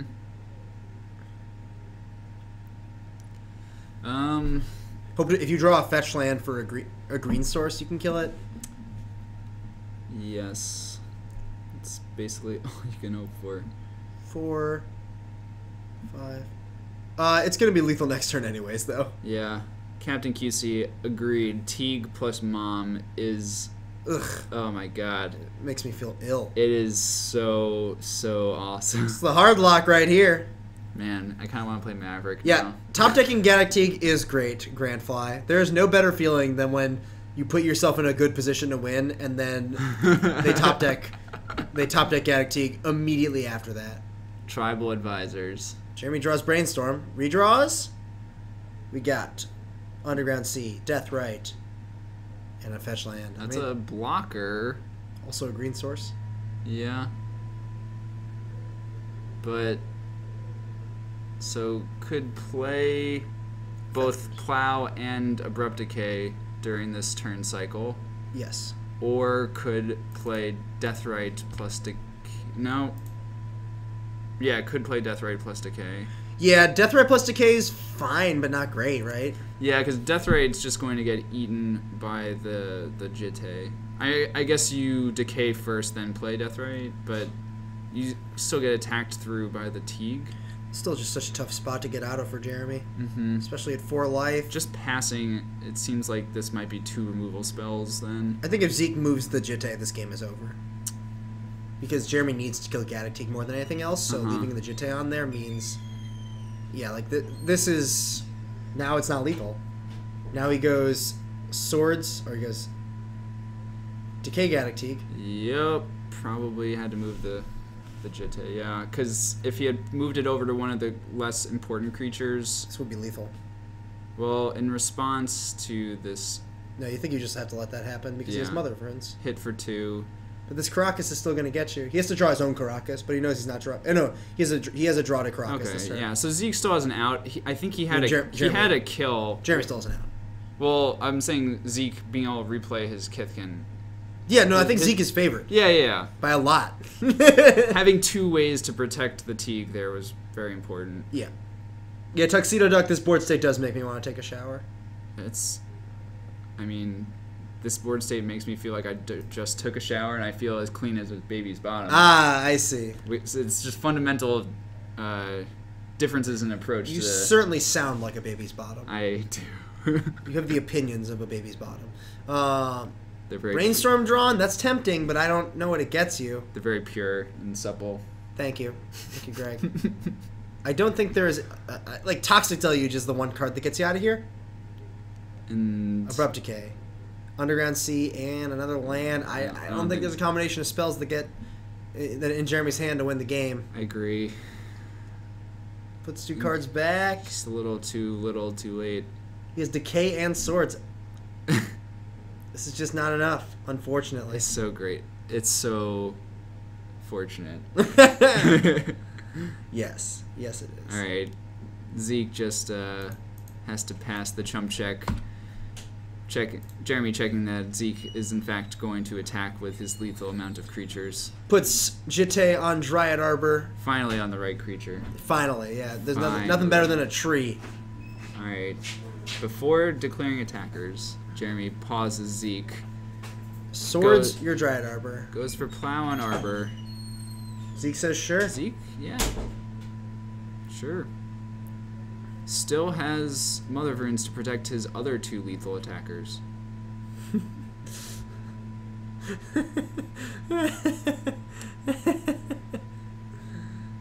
Jeremy just going for the decay and knows that he's just dead here. And Zeke taking this one down in 3 games. Maverick beating Esper Mentor. Maverick always looks good on camera. Zeke always wins on camera is really what I want to say here. Would you agree with that? Yes. He's had some pretty spectacular losses on camera too, though. Probably. You play enough on camera, you're gonna have some. Look, you just can't win them all. Yeah, all right. You're gonna get wrecked sometimes. You only. Yeah, you're just gonna get wrecked sometimes. I think maybe the first time I played on camera at Wooburg was it against you? Hopefully. I think it might have been against you playing Merfolk, and I was playing Storm. Oh. I don't know if that was my first time. That was the first one I remember though. Okay. That or the first I played against. It might have been Kyle Norman playing Ninjas, and he beat me by thought seizing my tendrils and eating it with Deathrite Shaman. It's pretty sweet. It was bad. I lost that game. It's a combo. I played you when you were playing Chalice in your Merfolk deck. Yeah, I went back to Merfolk for like 1 week. You did. I had already moved on. He played Chalice in his main deck to help with combo. How did it help you, Greg? I lost. Storm is great. We don't care about Chalice. That's wonderful. Yeah. Maverick is great. Anyways, that is round 2 for us. I can hop out real quick and see if I got anyone going on, but I feel like we're at the end of the round. Yeah. I'll look. Go look. Excuse me. Let's talk about Gaddock Teague. I wish this card was better in Modern. I wish I could just play a bunch of hateful white creatures in Modern, but it doesn't seem like that's relevant. It's terribly relevant at the moment in the format. But yeah, that was pretty sweet. I think Zeke got lucky there in that match. I guess lucky is the wrong word. I think he was fortunate to get by that matchup.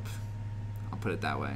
Because I think that the Esper deck there was built in such a way that it seemed to have a lot of game against fair creature decks. Just with multiple Supreme Verdicts, the Snapcasters for more removal spells. Seemed like it had a lot of ways to fight creatures. And Captain QC. Everyone likes putting down Death and Taxes. Everyone likes to do it. That's fine.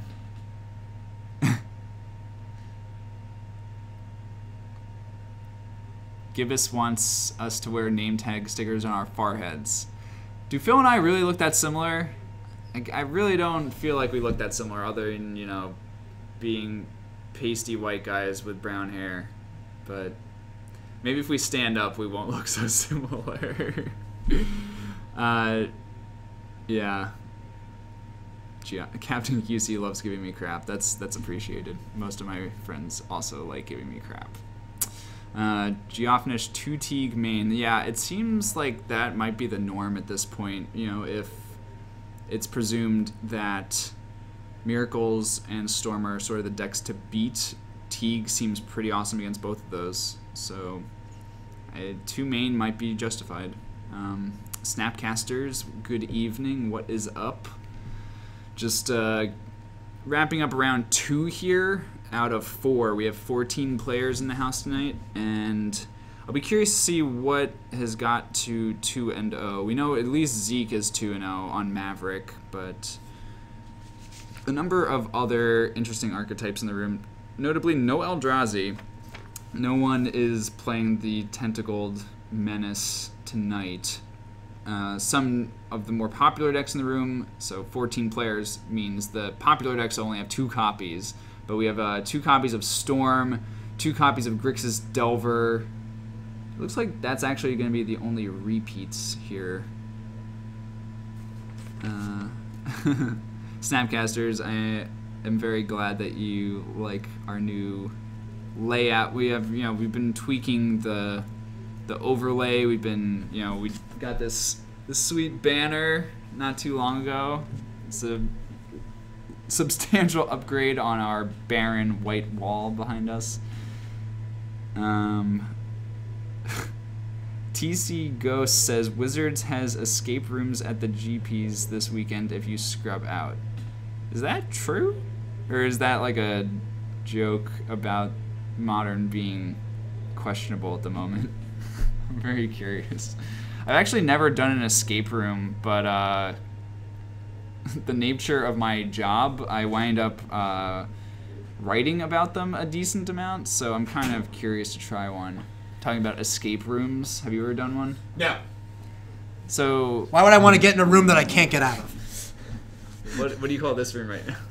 I guess you can. There are locks on this side, right, not the other side. Sometime I'll have to trap Phil in a room. Let me tell you, I am not easy to trap in a room. Let me tell you, I am very crafty. Very cunning. I check doors, man. I'm not afraid. What's going on out there? We're in round 3. Okay. We got a match. Oh, so all right. There are actual escape rooms at the GPs this weekend because of Innistrad marketing, according to Gibbous and TC Ghost. Thank you guys for the info. That is pretty funny. We have the default picture. All right, we'll make sure that's changed to the card market. Oh, logo. like the lightning. Yeah, that's thing. probably. Yeah, we should change that to the card market logo. Yeah, I'll let people figure that out that aren't me. Yeah. I'm gonna hop down to the play area though and get this stuff set up because we got 2 players. Sweet. I don't know if you recognize who this is. Do you know Nathan Mullen? I think that is Nathan Mullen on the left, playing Storm, I presume. Yes, you have guessed correct. Is Nathan 2-0? Nathan is 1-1. Okay. He is playing against David Lamb, who is 2-0. Okay, playing Grixis Delver. Correct. Okay. A tough matchup for Storm. I think it's close. I think it's fine. I it has to be at least a challenging matchup. I wouldn't say it's favorable for Storm. I would be tempted to say it's favorable. All right, says the Storm guy. I'm extremely confident. If they it mostly comes down to how well they hit on therapies. Right. Okay. Like Nathan lost earlier to Jeremy. Uh-huh. Because Jeremy just hit on 2 therapies. Sure. Hit 2 cards on each therapy. Ooh, okay. Yeah, it's gonna be hard to come back from that. Yeah, it's not easy. So it just depends. The normal cards in the Delver deck are all pretty beatable. Therapy, I think, is just because they're just counter spells, and counter spells are all susceptible to the same duress, literal. So you can fight through it. Let me see. I think that main deck empty in Storm is basically fine. I don't know. Is empty instead of Tendrils? I would never play it instead of Tendrils. I would only ever play it instead of Ad Nauseam. Oh, okay. It's fine. It's I think Nathan has done it in the past. I've also done it in the past, but it's just It's just fine. Is how I feel about it. AK, we're able to travel so much for Magic because we don't sleep. Specifically, I don't sleep. Yeah, Phil's a little more dedicated than I am. The past 2 weeks. Yep, we both done past 2 weeks. Yeah, and this coming week as well. I typically do not travel this much. I tend to play more local things like terrible PPTQs. Yeah, sadness events. But yeah, there's just been a string by chance. This month has been very heavy for Magic travel. Yep. But typically, I can't swing it personally. I travel a lot. I'm a single individual. I'm a single individual who works full time. Yeah. So my resources go towards Magic for the most part. You also, Phil has been playing competitively for a while, and he's built up sort of a string of friends around the country. So Accurate. You're able to, stay with friends at a bunch of these things that you travel to instead of having to keep paying for hotels. Yep, which is pretty helpful. Yeah, it really cuts down on the cost. Yes. Like this past weekend, and Phil and I went to GP Houston because Phil found a round-trip flight from Chicago for $130 each. And I happened to have a pretty close friend in Houston, so we both stayed at her place for free. So that was awesome. It was great. Yeah. All right. David starting things off with just a volcanic and a pass. Nathan goes fetch, waiting for the stifle.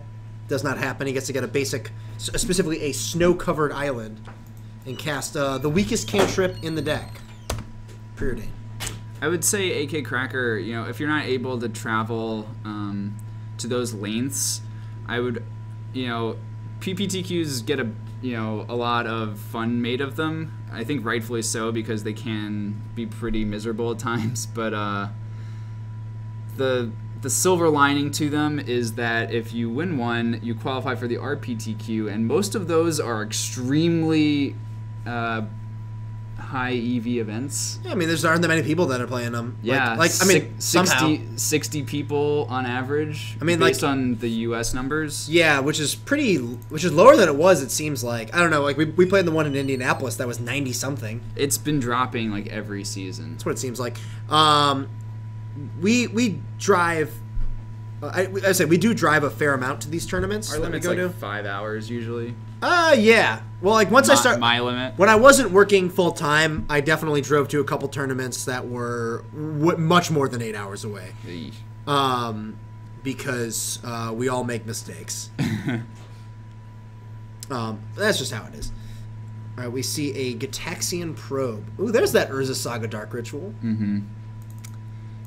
Yeah, like I was saying for AK Cracker, yeah, I think, if you don't have the ability to travel far and wide, I think that, at this point, PPTQs are sort of the way for people with that limitation to bridge the gap to being able to play on a bigger stage, because qualifying for a Pro Tour is awesome.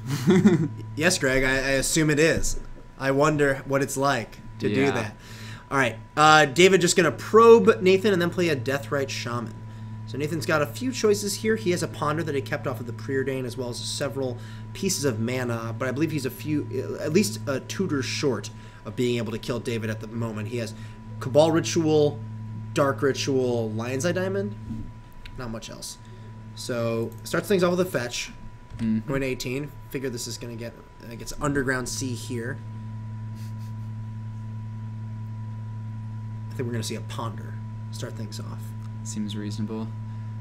Nathan probably relieved that a Delver has not joined the fray yet. Yeah, I mean, Deathrite's no joke, but it's nowhere near the clock that Delver presents. Yeah, and Deathrite's clock is also contingent on, mana use every turn. It kind of can constrain David if he's trying to use it as his threat.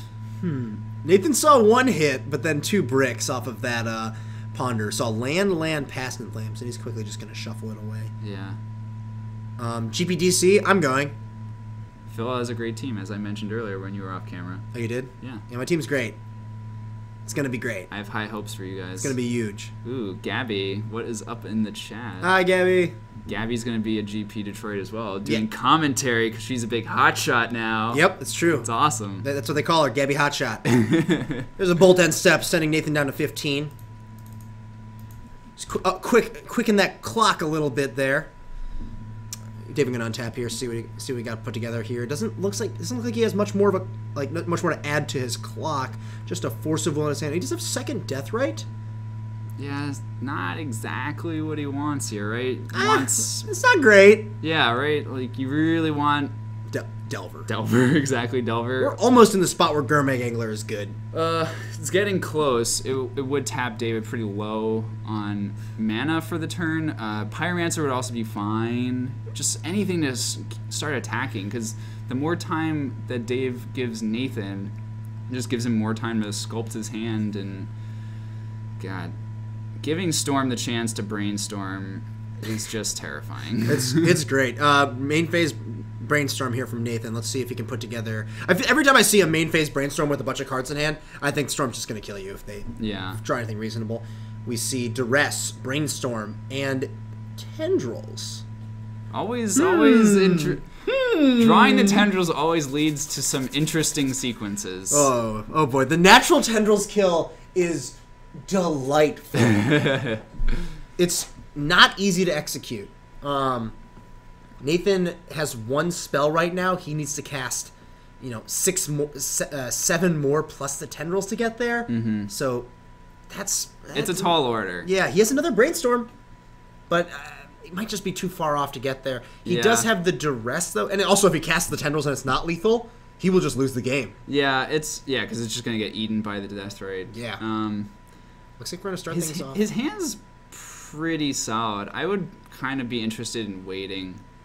I mean, with another Brainstorm next turn, you have to think he's favored. Right, and he's not under much duress in terms of life total. I don't know. And having the Tendrils in your hand is pretty good in this spot. Ooh. Takes the daze. I wonder if that means he's going for it this turn. Wow. So Storm is 3. Seems like he is going for it. Storm is 4. I wonder if he has...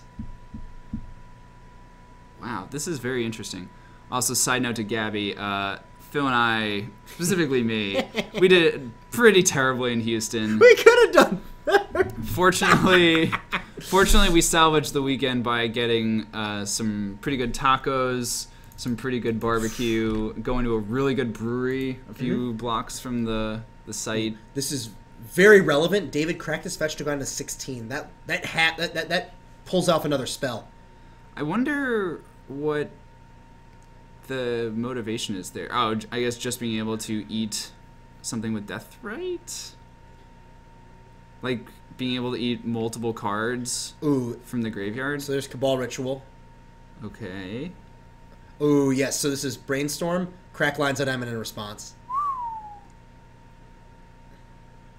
Yep. So Storm right now, 1, 2, 3, 4, 5, 6, 7. This is lethal! Oh my god! It's lethal exactly? Yes, it is lethal exactly. But Nathan needed David to crack this fetch, right? That's what it looks like. And now he just draws the Tendrils. Unless we missed a point. Man. Yeah, he's that's definitely 7. I mean, you could also find like a probe here. It's just like, kill you. The natural Tendrils. Yikes. Oh, boy, that is beautiful. Oh, man. That was something. That was powerful stuff, man. I don't... So what was Nathan doing when... Like, how did he psych David into cracking that fetch? It's interesting. Like, if he really wanted to psych him out, he could have just left him with the daze. Because he definitely would have cast the daze. And then you just could have paid. Yeah, because that's another spell. That's another storm. Yeah. Yeah. It's also possible that David was actually at 16 and cracked down to 15, but... Oh, jeez. Snapcaster. Oh, Snapcaster's Kyle. I'm not sure. I mean, this was what... if they're messaging that, that's gotta be Kyle. Oh, God. Anyways, but yeah, the natural Tendrils is just the best Tendrils. It doesn't happen that often, but it's real nice. I don't know how to calm down Moobot, Mark. I am not a Moobot expert, but Moobot is like very, very absolute about all caps. About its rules. Yes. In our experiences, Moobot is very particular, very uppity. But yeah, uppity. This is all not to say that we don't love Moobot. We really owe everything in our lives to Moobot. I think I can say for myself and Phil. Yes, everything in our lives. Everything in our lives. All hell Moobot. Yes. David looking at his sideboard right now. I know. So last time David played Nathan. I gave him. I know I talked to him afterwards a little bit about sideboarding. Yeah. And highly recommended he cut like Gurmag Angler from his deck post board. Yeah. And too slow. yeah. Ooh, and notice that he's not going to board in this needle. I actually did see both. I talked to both Nick and Patrick after the match. We earlier saw a needle naming lines at Diamond. Yeah, and you informed them that doesn't work. Yeah, and Nick didn't realize it either. Yeah. I mean, it's not the most obvious, you know. No, I said it before. Like it doesn't. If you look at the card, it looks like it's not a mana ability. Yeah, it looks like needle should work. Instead, Revoker works. Because old cards. Because old cards. Well, I mean, that's the thing. You just know that Revoker works on everything. Except lands. Well, it says not land on the card. You can't miss that. If you read your cards, you'll figure it out. In any case, both players shuffling up for game 2 here. Interested to know how Nathan's sideboard's here. This is the kind of matchup where I would love to board and empty the Warrens. Yeah.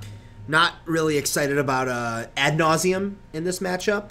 Probably want to cut. If Nathan has a top, it's probably not a card I'm excited to have in my deck. The Preordain's always viable to cut. Maybe a discard spell. So things that you're anticipating being brought in against you from Grixis Delver's side, I imagine, are like Cabal therapies. Yeah, Cabal Therapy, Flusterstorm. Yeah, so just that like sort of deal. more attrition elements, I guess. Yeah, like Flusterstorm's kind of frustrating because it fights on a slightly different axis than the rest of the cards that you want. You know, Yeah, like, Flusterstorm's just going to be pretty great against you. yeah. I Nathan guess. right now looking at 2 discard spells, 2 Preordains, and a top that he wants to cut, and it looks like he's boarding in Xanted Swarms, a Tropical Island, and a Chain of Vapor. Nathan, subscribing to the school of always board in 1 Chain of Vapor. Don't even think about it. Just always board in 1 Chain of Vapor. It adds to your storm. It's okay to draw. It's Yeah. fine. Move on with your life. All hell Moobot. All hail Moobot. One great thing about Chain of Vapor also does have relevant text in this matchup, specifically bouncing Deathrite Shaman is a valuable aspect to it. Yeah, being able to set up a Past in Flames turn. Yes. Yeah. Like Past in Flames is in general extremely good against attrition matchups and like and discard effects. So being able to knock out the 1 card that interacts with it is pretty great. Thanks, Ben. Yeah, I get it. I get what the card does. Very accurate statement there. I'm glad everyone else agrees. It sounds like you're getting a little frustrated there, Phil. Yeah. Frustrated. You're a little flustered. Yes. Maybe. Anyways, both players going to take a look at their opening 7s. See what we got here. Any winners? Hopefully get to get some good keeps here. Nathan's hand doesn't have any lands yet. Still doesn't have any lands. And has no lands. So I think we're comfortable shipping that one back. David's hand does have Force of Will, which is step 1, as well as blue cards. Yeah. Let's see if it has a clock. Yeah, it needs a creature, right? Haven't seen a Delver yet. Yeah. I think Nathan's hand is a turn 1 kill with a mana source. With a land. With any, maybe with a pedal. Sure. And also no Force of Will on the other side. It's pretty, I mean. It's an all-in hand. Oh, yeah. I mean, like, this is the kind of hand that I would be tempted to keep blind game 1. But Seems like he might keep it, because if he draws the land... I mean, it's, come on. Yeah. I don't think You can mulligan! 6 cards is fine! Stop being so greedy! Yeah. Oh, we kept it! And he's getting probed to immediately show the people... He's gonna get punished. What he's done. He's gonna get punished. He's gonna get therapied here, and he's gonna be sad. If there's any justice in the world, Nathan deserves to lose this game. Or just easily wins. Just untaps and kills him. He has, LED, Dark Petition, Ponder, Therapy, Cabal Ritual, and Double Dark Ritual. So yes, a land is assuredly lethal here. Yeah, I mean, let's see if David has the Therapy. I don't believe he does. He does have Flusterstorm in his hand. Draws Flooded Strand off of Probe. Just a Volcanic Island and a pass. Nathan probes and gets to dear. see the other hand. Flusterstorm, Force of Will, Daze. This is a very good hand, Well, with the exception of not having a clock. Yeah, it's all reactive elements and no creatures. David really needs to draw a creature, or else Nathan's just going to win this game. Nathan not hitting, it appears. Is he going to discard the hand size? He is going to discard the hand size. He's not going to play the LED. Yeah, he could have played LED. Maybe he didn't want to get dazed. I guess. Yeah. I get, but I kind of would have liked getting a daze. That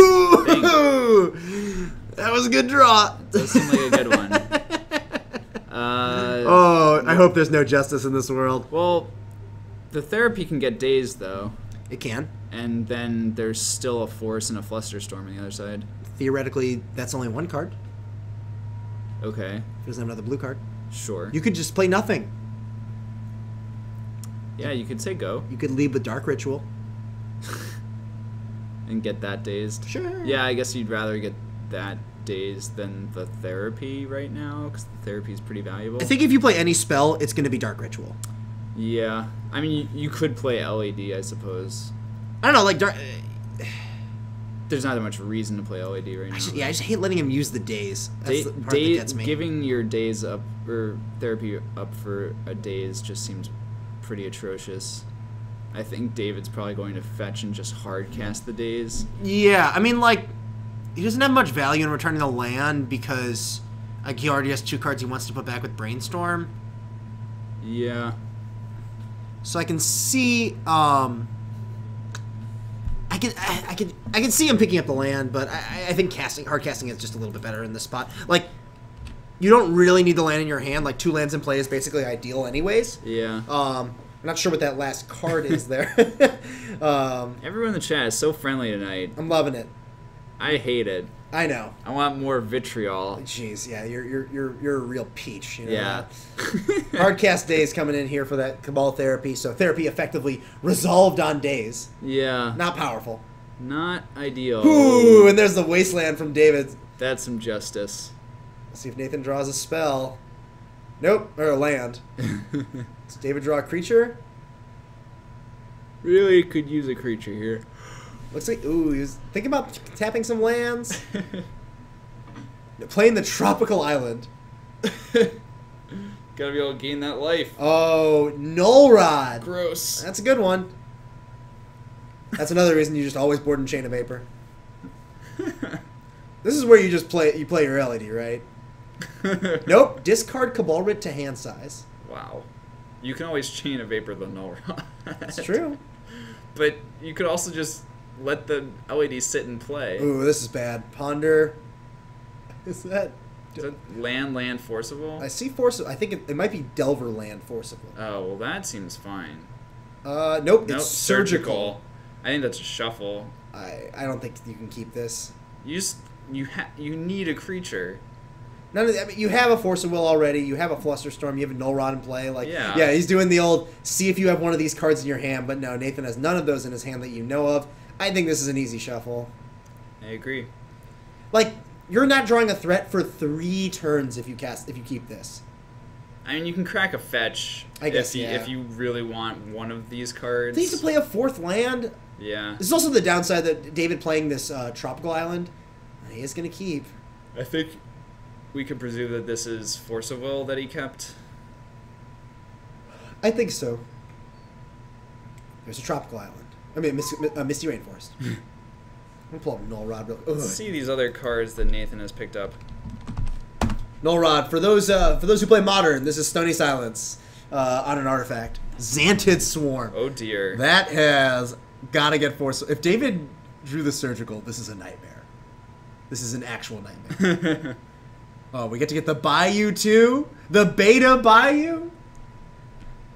This is nice. You see how carefully Nathan put it on the I table? did. He did it very gingerly. Yeah. Not the way we put our lands on. I always flip my lands onto the table like an idiot. But yeah, Xantid Swarm here. David has to Force of Will this. Yep. He did keep the Force of Will. All right. David going down to 16. Yikes. Do you shuffle away the Surgical now? Uh-huh. I want to. I don't know how you keep it. So Xantid Swarm basically was a Cabal therapy right there. And he's just and Nathan just passes it back, and David does crack this fetch land, which I Yeah, like. surgical doesn't really do anything here. Note that David's already down to 15. I think we get a second black source here instead of a second red source. Yeah, it might not really come up as being super relevant. It but... was relevant last game. Being able to activate multiple Death Rites a turn. Okay, yeah. Yeah, like if you get to a spot where you want to like activate Death Rite and cast Cabal Therapy, maybe. Yep. Even. Ooh, David draw Brainstorm. Always one of the best things to draw. There's a Young Pyromancer and another Brainstorm. Yeah, there's some things. And is that an Angler? I don't believe so. I think there's also a Death Rite. fetch in the mix there. All right, we'll see. Yeah, we will see. David gonna. You don't want to speculate? No. Okay. We'll see in a second. It looked like Collected Company for a minute. Wow. But, That's why I don't want to speculate, because you just don't know what you're saying. well, Death Rite and Collected Company look kind of the same at this extreme angle. Also, you can put them in. Like, you could put a Death Rite in off Collected Company at this Yeah, point. that would be good. It's not legal in Modern, but Thank you for that analysis. hopefully Collected Company infiltrates Legacy, which it's never going to happen. But I know Brian Brondin tried it in, like, the first tournament it was legal, and it looked pretty funny. I don't know if it was funny, good, yes. but 4 mana sorcery, 4 mana spells that don't really win the game by themselves are just kind of unacceptable in Legacy. for the record, Nathan is almost at pay for Flusterstorm range. I think he has multiple therapies in his hand. Yeah. Sorry, multiple Cabal Rituals. He at least has 2 LEDs, but they can't produce mana at this point. Mm-hmm. He has a second land with this swamp. Still doesn't have blue mana. Is this therapy or is this? I don't believe it's therapy. I think he just has Cabal Ritual. Let's see what Nathan can put together this turn. It might just end up being a pass, though. he's thinking. You have to know that. I mean, David definitely still has Flusterstorm in his hand. Yeah, I cannot imagine that could possibly get put back. But so Nathan trying to figure out if there's a way to get around the Flusterstorm. He just wants to see if he can pay. Yeah. Because Cabal Ritual often is enough to pay. 5 extra mana, or 3 extra mana, or what have you, on top of everything you're doing. Because like Dark Petition is, Dark Petition is very, very, very powerful. Yeah, and he doesn't actually have to storm for that much. I mean, really, I think he's Dark Ritual into Cabal Ritual into Dark Petition. That's 4 mana to pay off that Flusterstorm, because he could just get like Past in Flames. Yeah, I think there's a decent. So he's Past in gonna. Flames doesn't really get He's there. gonna because of that lead red with mana. Cabal Ritual. It seems. If you lead with Dark Ritual, it might just lead to David. Ooh, Brainstorm on the end step from David. This is gonna at least increase the clock. By a turn. Well, Several turns. 2 turns, yeah. 2 turns? Maybe 3. It's 3. 9 turn to 6 turn. Yeah. Good math in there, Greg. Great math. I also imagine that David will cast another spell. Probably. If he draws Therapy, I have to think he's pretty far ahead. Attack for 3 here from David, putting Nathan down to 15. Therapy taking... Anything. Well, the first one's going to take Ritual. 2 Dark Rituals. The second one is probably going to take the Dark Petition. David going to play a land and then play a Deathrite Shaman. Alright. Drawing for the turn, Nathan. David just crossing his fingers, just don't draw Duress. Ooh, he drew, unfortunately, Brainstorm. Brainstorm currently uncastable for Nathan. This is a little unfortunate since he decided to fetch that beautiful Beta Bayou instead of fetching Tropical Island. Indeed. Fetch on end step from David, going down to 14. He knows the top card of his library. Wants to get that out of there. This has been a very wonky game. Very grind. I mean, like, Nathan kept a no-lander. Yeah, and David kept a no threat. This is the second no-lander we've seen Storm keep, but this one is much closer than the other game. Since David didn't really... David didn't present a clock until just recently. Yeah. David with 2 cards in hand at the moment. He's an attack for 3. This is a 3-turn clock. Nathan drawing. Nathan is under pressure to, if not go off this turn, go off next turn. And Duress is a great draw. I wonder if David's just going to Flusterstorm this. protect the information. I mean, Yeah. if that's all that you have, and it's definitely going to be the take, I would like Flusterstorming it. Just leave Nathan with some doubt. Also, you get getting a token is not nothing. It's not nothing. It really depends what the other card is in David's hand, and it's a Force of Will. Wow. I think Nathan's screwed. I think we're in a rough spot. Yeah. Oof. You take Force or Flusterstorm? Like, what sets you up? Because you're not going off this turn now. I think you take Force. I think so too. Man, that is tough. Yeah. The problem, by the way, with Flusterstorming Duress is that Nathan could respond by Dark Ritualing and paying. Okay. And maybe that's not in your best interest at this point. You just like, especially because since they're both hits, I think letting it resolve is smart. That's fair. Yeah. On David's part. He's gonna take Flusterstorm, Okay. but he can't go off this turn. It forces David to leave up a bunch of mana. Yeah, unless he draws another blue card. Yeah. Also, yeah, I mean, can still use one of the mana in theory to activate Deathrite, so it's not like the mana's doing nothing. Yeah, I mean, he forgot to activate Deathrite that turn. Ooh, relevant. Yes. Yeah, I think he just realized. Yep. Yeah, Nathan's got to be pleased about that. Attack for 3 there, putting Nathan down to 9. Might not shave a turn. It might still just be 2 more turns. Depends on if spells are cast. Yep. I mean, this means if David does happen to draw a blue card here, then his Force Will is going to be... I mean, Force Will is going to be good no matter what. It's still just counterspell at this point. Oh, come on! That is not verifiable. Thank you very much. Yeah. I guess he did miss the Deathrite activation. I can't argue too much against that. Cannot say that that was the first questionable decision of the night. Everyone makes questionable decisions. That's what makes Magic awesome. Yeah. The whole point of the game is to try to make as few of them as possible. Yep. And even the best Ooh, so still David make them. casting this probe for mana sees a hand of double LED, Cabal Ritual, double Dark Ritual, Brainstorm, and Dark Petition. Dirty's Master, thank you for the follow.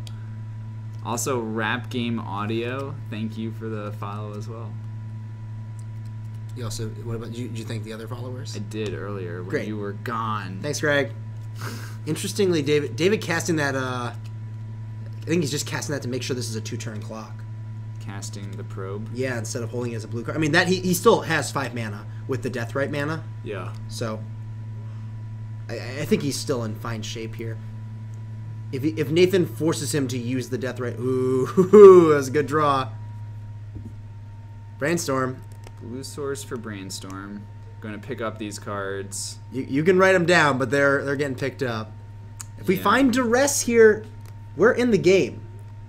We being Nathan. Nathan only needs to storm for 7. That's not a lot. Phil is definitely not biased. He has 6 cards in his hand. There's Duress and a Xanted Swarm, which doesn't do anything, and a Probe. Good God. Yeah. This deck is dumb. I imagine Swarm gets put back, and anything else? Anything. Go to 7. Puts the Duress back, probes first. A little risky. Yeah, I agree. Duress your Brainstorm, Duress your Force of Will. Storm is 2. So the Force of Will is being taken. I think he's deciding if he wants to cast it or not. Oh. He just lets it happen, yeah. Yeah. Storm is 3, Dark Ritual. Storm is 4, Dark Ritual. Storm is 5, Cabal Ritual. Storm is 6, LED. Storm is 7. Storm is 7. Storm is 8, Dark Petition. Spell Mastery. Go get Tendrils. And ship it. Yikes. There it is. Nathan winning on almost the last possible turn there. Jeez. Kept a 0-lander. Did. He kept a 0-lander. David just didn't get to apply enough pressure. Yeah, it took too long, right? That was the rub. That was the problem. Just too long, and Nathan pulling that one out in 2 games. Storm looks great. Yeah. Always looks great. This is why I really don't think this is that bad of a matchup for Storm. Just looks the deck is like just such a solid matchup against Delver in general. Just given the way that they tend to disrupt you. I think David played well. The Storm deck just he didn't get disrupted quite enough. I think a therapy there would have gotten David the game. Yeah. At any point, but That's what it seemed like. Yeah. he was always just short. He really only. I mean, he had the Null Rod, but all of his interaction was counter spells, and discard lines up very well against that plan. Yeah. For the record, I think David's keep is not quite is not quite where I would want to be. Like he kept four spells that aren't creatures and 3 lands, and no cantrips. I think the cantrip was probe, so I think you need to be a little bit more aggressive with finding threats. Okay. Anyways, I'm gonna go out there and take a look and see who else is playing. I want good play on both players' parts here. I want to point this out. Like David played well, Nathan played well. Like Nathan found himself out of a tricky situation. David did the best with what David didn't draw particularly well. I think in a lot of parts. Agreed. Drew a bunch of lands, but like he still gave himself the best way to win. Yeah, I think both players demonstrated pretty solid. Understanding of their decks. Yeah, understanding of their decks, understanding of the matchup, and just pretty good games, pretty interesting games. Delver versus Storm, I think, is always pretty compelling. Just two pretty interactive decks, honestly, in this matchup. Just funny to describe Storm as like interactive, but the discard is just so effective. Dirty's Master, what is the first spoil for Shadows over Innistrad? I saw that there was like a countdown on the Mothership website, but I didn't see what it ultimately led to. Hopefully it's something cool. That would be nice. I'm pretty excited for this set. The first Innistrad was just so awesome. I'll bring it back to the booth for now. Hello. Brain in a Jar. Oh, yeah. I think there was like a... So Brain in a Jar is... I think it was like a Japanese version was spoiled a couple days ago.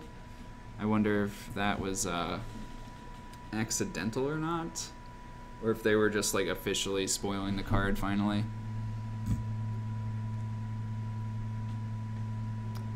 Curious.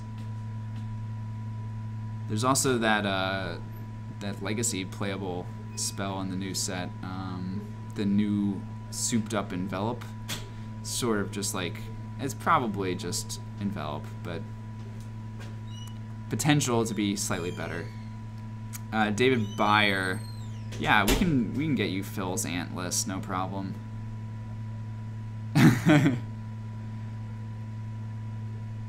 Dirty's Master, sorry, yeah, we can't do links. I apologize. Let's see if I can put it instead. I'm not used to this keyword.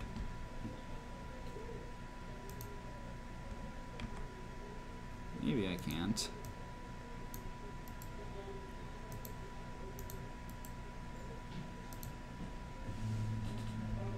There we go. This is the link that Dirty's Master tried to post, but yeah. Moobot says no. Moobot rules with an iron fist in these parts. Yeah, David Byer, yeah, I'll remind Phil once he comes in here.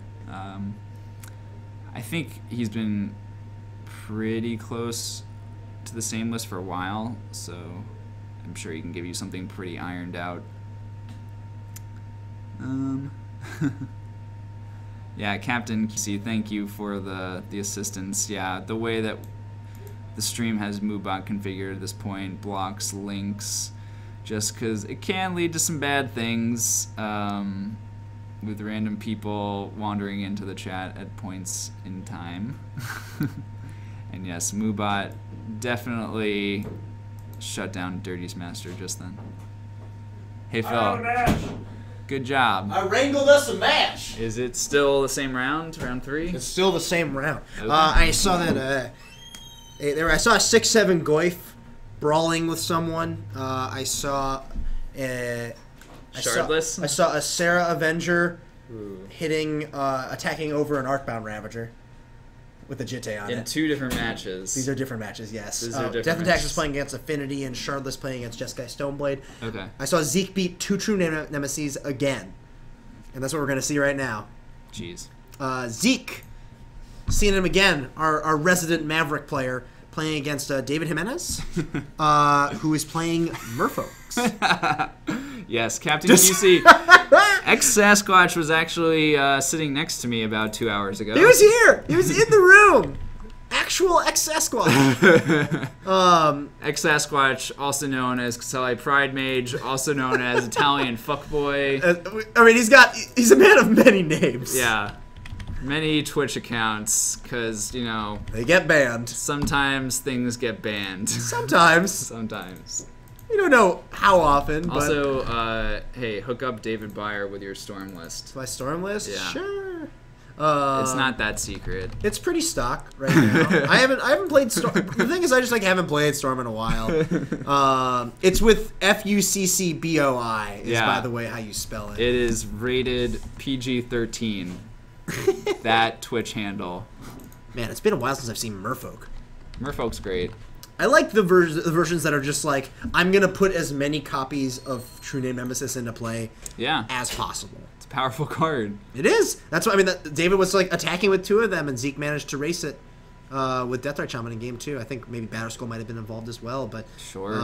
It looked good.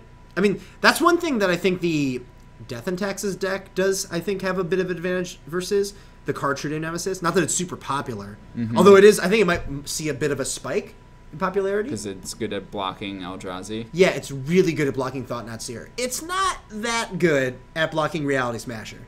Yeah, the issue is also, like, you're just blocking those creatures. Like, you're buying time, you know? Like, it's not necessarily actually getting you that far. Maybe one day I'll be able to do this in the right order. But that day is not today. One does not simply play Merfolk. No. Lord of Atlantis plays you. You must become Merfolk to play it. Yes, both these players are 2-0. Do you think anyone can master the Curse Catcher? Can it? No one can do I that. certainly hope not. No mere mortal. Curse Catcher is too powerful for all of us. I agree. Curse Catcher is... I would vote for Curse Catcher for president.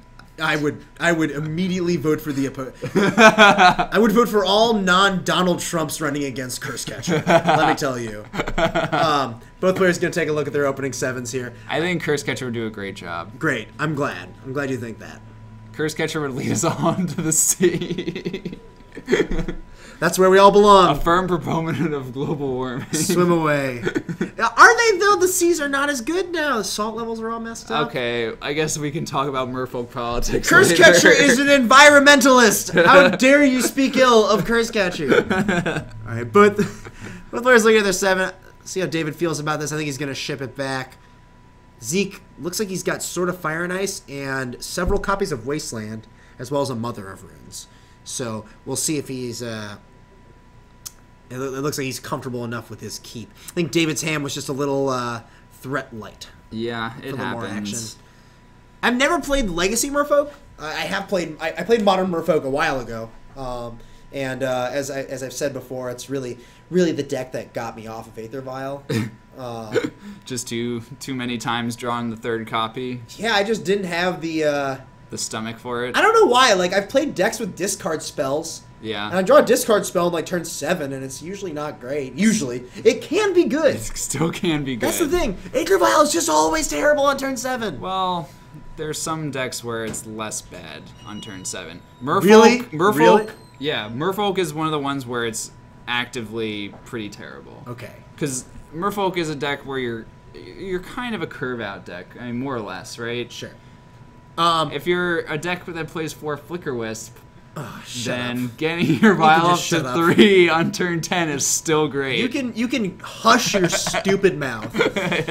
All right. I think Legacy Merfolk might be a little boring, but like it's not more or less boring. Like all Merfolk decks are just as many Relentless Rats as that you can put into play as possible. It was the first Legacy deck I played. I think it was a pretty fantastic first deck. I can see that. I think It used to be a dominant deck. Yeah, I think its time in the sun is kind of past, barring, more very powerful, aggressively costed 1 and 2 mana merfolk being printed. Because I think other creatures have just kind of passed them by. I would agree. To some extent. They printed Stoneforge Mystic, they printed Deathrite Shaman. These things did a lot of damage to merfolk. Yeah, I mean, 5 years ago, merfolk was firmly tier 1 in Legacy. Oh man, it was so good at Grand Prix Providence. It was supposed to be so dominant that Aboshan Cephalid Empress was $50 on site. Yeah. Very good in the mirror. It was pretty insane. No, Lawan, not Aboshan. Lawan Cephalid Empress. Anyways, David's got just 2 vials in play, no second land. Zeke just with a Mother of Runes. Let's see if he's gonna play this sort of Fire and Ice. He's just gonna pass back. Would you vote for Mother of Runes for president? Yes. I would too. Sorry, Curse Catcher. David untaps. Tick vial up to 2. Tick vial up to 1. This feels like the kind of game where merfolk is favored. Vial is extremely powerful. It's kind of contingent on David having a stream of good... Well, that helps. Good things to deploy, yeah. Silvergill revealing Curse Catcher. Anytime you mulligan, really anytime period with merfolk, Silvergill is just your best card. Silvergill is the only card in the deck that I ever liked drawing. Yeah. I had problems where I would just want to play Silvergill even though it was wrong because it feels better to play Silvergill than it does to play Lords. It makes your hand look great. It does. It really does. Notably that David has just drawn 2 islands this game. Sorry, played 2 islands this game and Zeke with 2 wastelands in his hand. Yeah. Also notable, David chose to cast Silvergill there rather than use his Vial on 2. I think that indicates the strong possibility that he has another 2-drop ready to go. And just a sort of Fire and Ice for the turn. Interesting that Zeke decided not to play it last turn. Yeah, I wonder what he was representing or holding up. Yeah, HC Fox has said it pretty well that Merfolk for the longest time was the worst, the monocolored deck in Legacy with the worst mana base. I think at this point Elves is probably the worst. Maybe Death and Taxes. They're all pretty atrocious. I mean, you play like you see your third Dryad Arbor Cradle as my only lands opening hand in Elves, and you start to question your decisions. Yeah. Death and Taxes, you see the old Wasteland Port double Caracas opener. Yep. Feels great. It makes it really appealing to cast Sarah Avenger, right? Yes, it really does. When you have to Stone Rain yourself to do it. All right, we see Vial for 2 getting activated here, and there's Image on Mother of Runes. It's a pretty sweet one. I mean, it will get... I think I would just Image Silvergill Adept, though. I think so, too. I think it's a little too cute. Agreed. Because also, this doesn't actually, like the first removal spell is just going to go at the Phantasmal Image, and the ability doesn't actually help there. No, it'll just die anyways because it became a target. Yeah, I think David might have been better suited. I assume he has some copies of, like, Dismember post-board, and I think that I would be very motivated to get those in play. All right, so Zeke gonna go block Curse Catcher, activate Mom, target herself. Curious to see if there is a Harbinger of the Tides. Whew! I don't know if that's even played in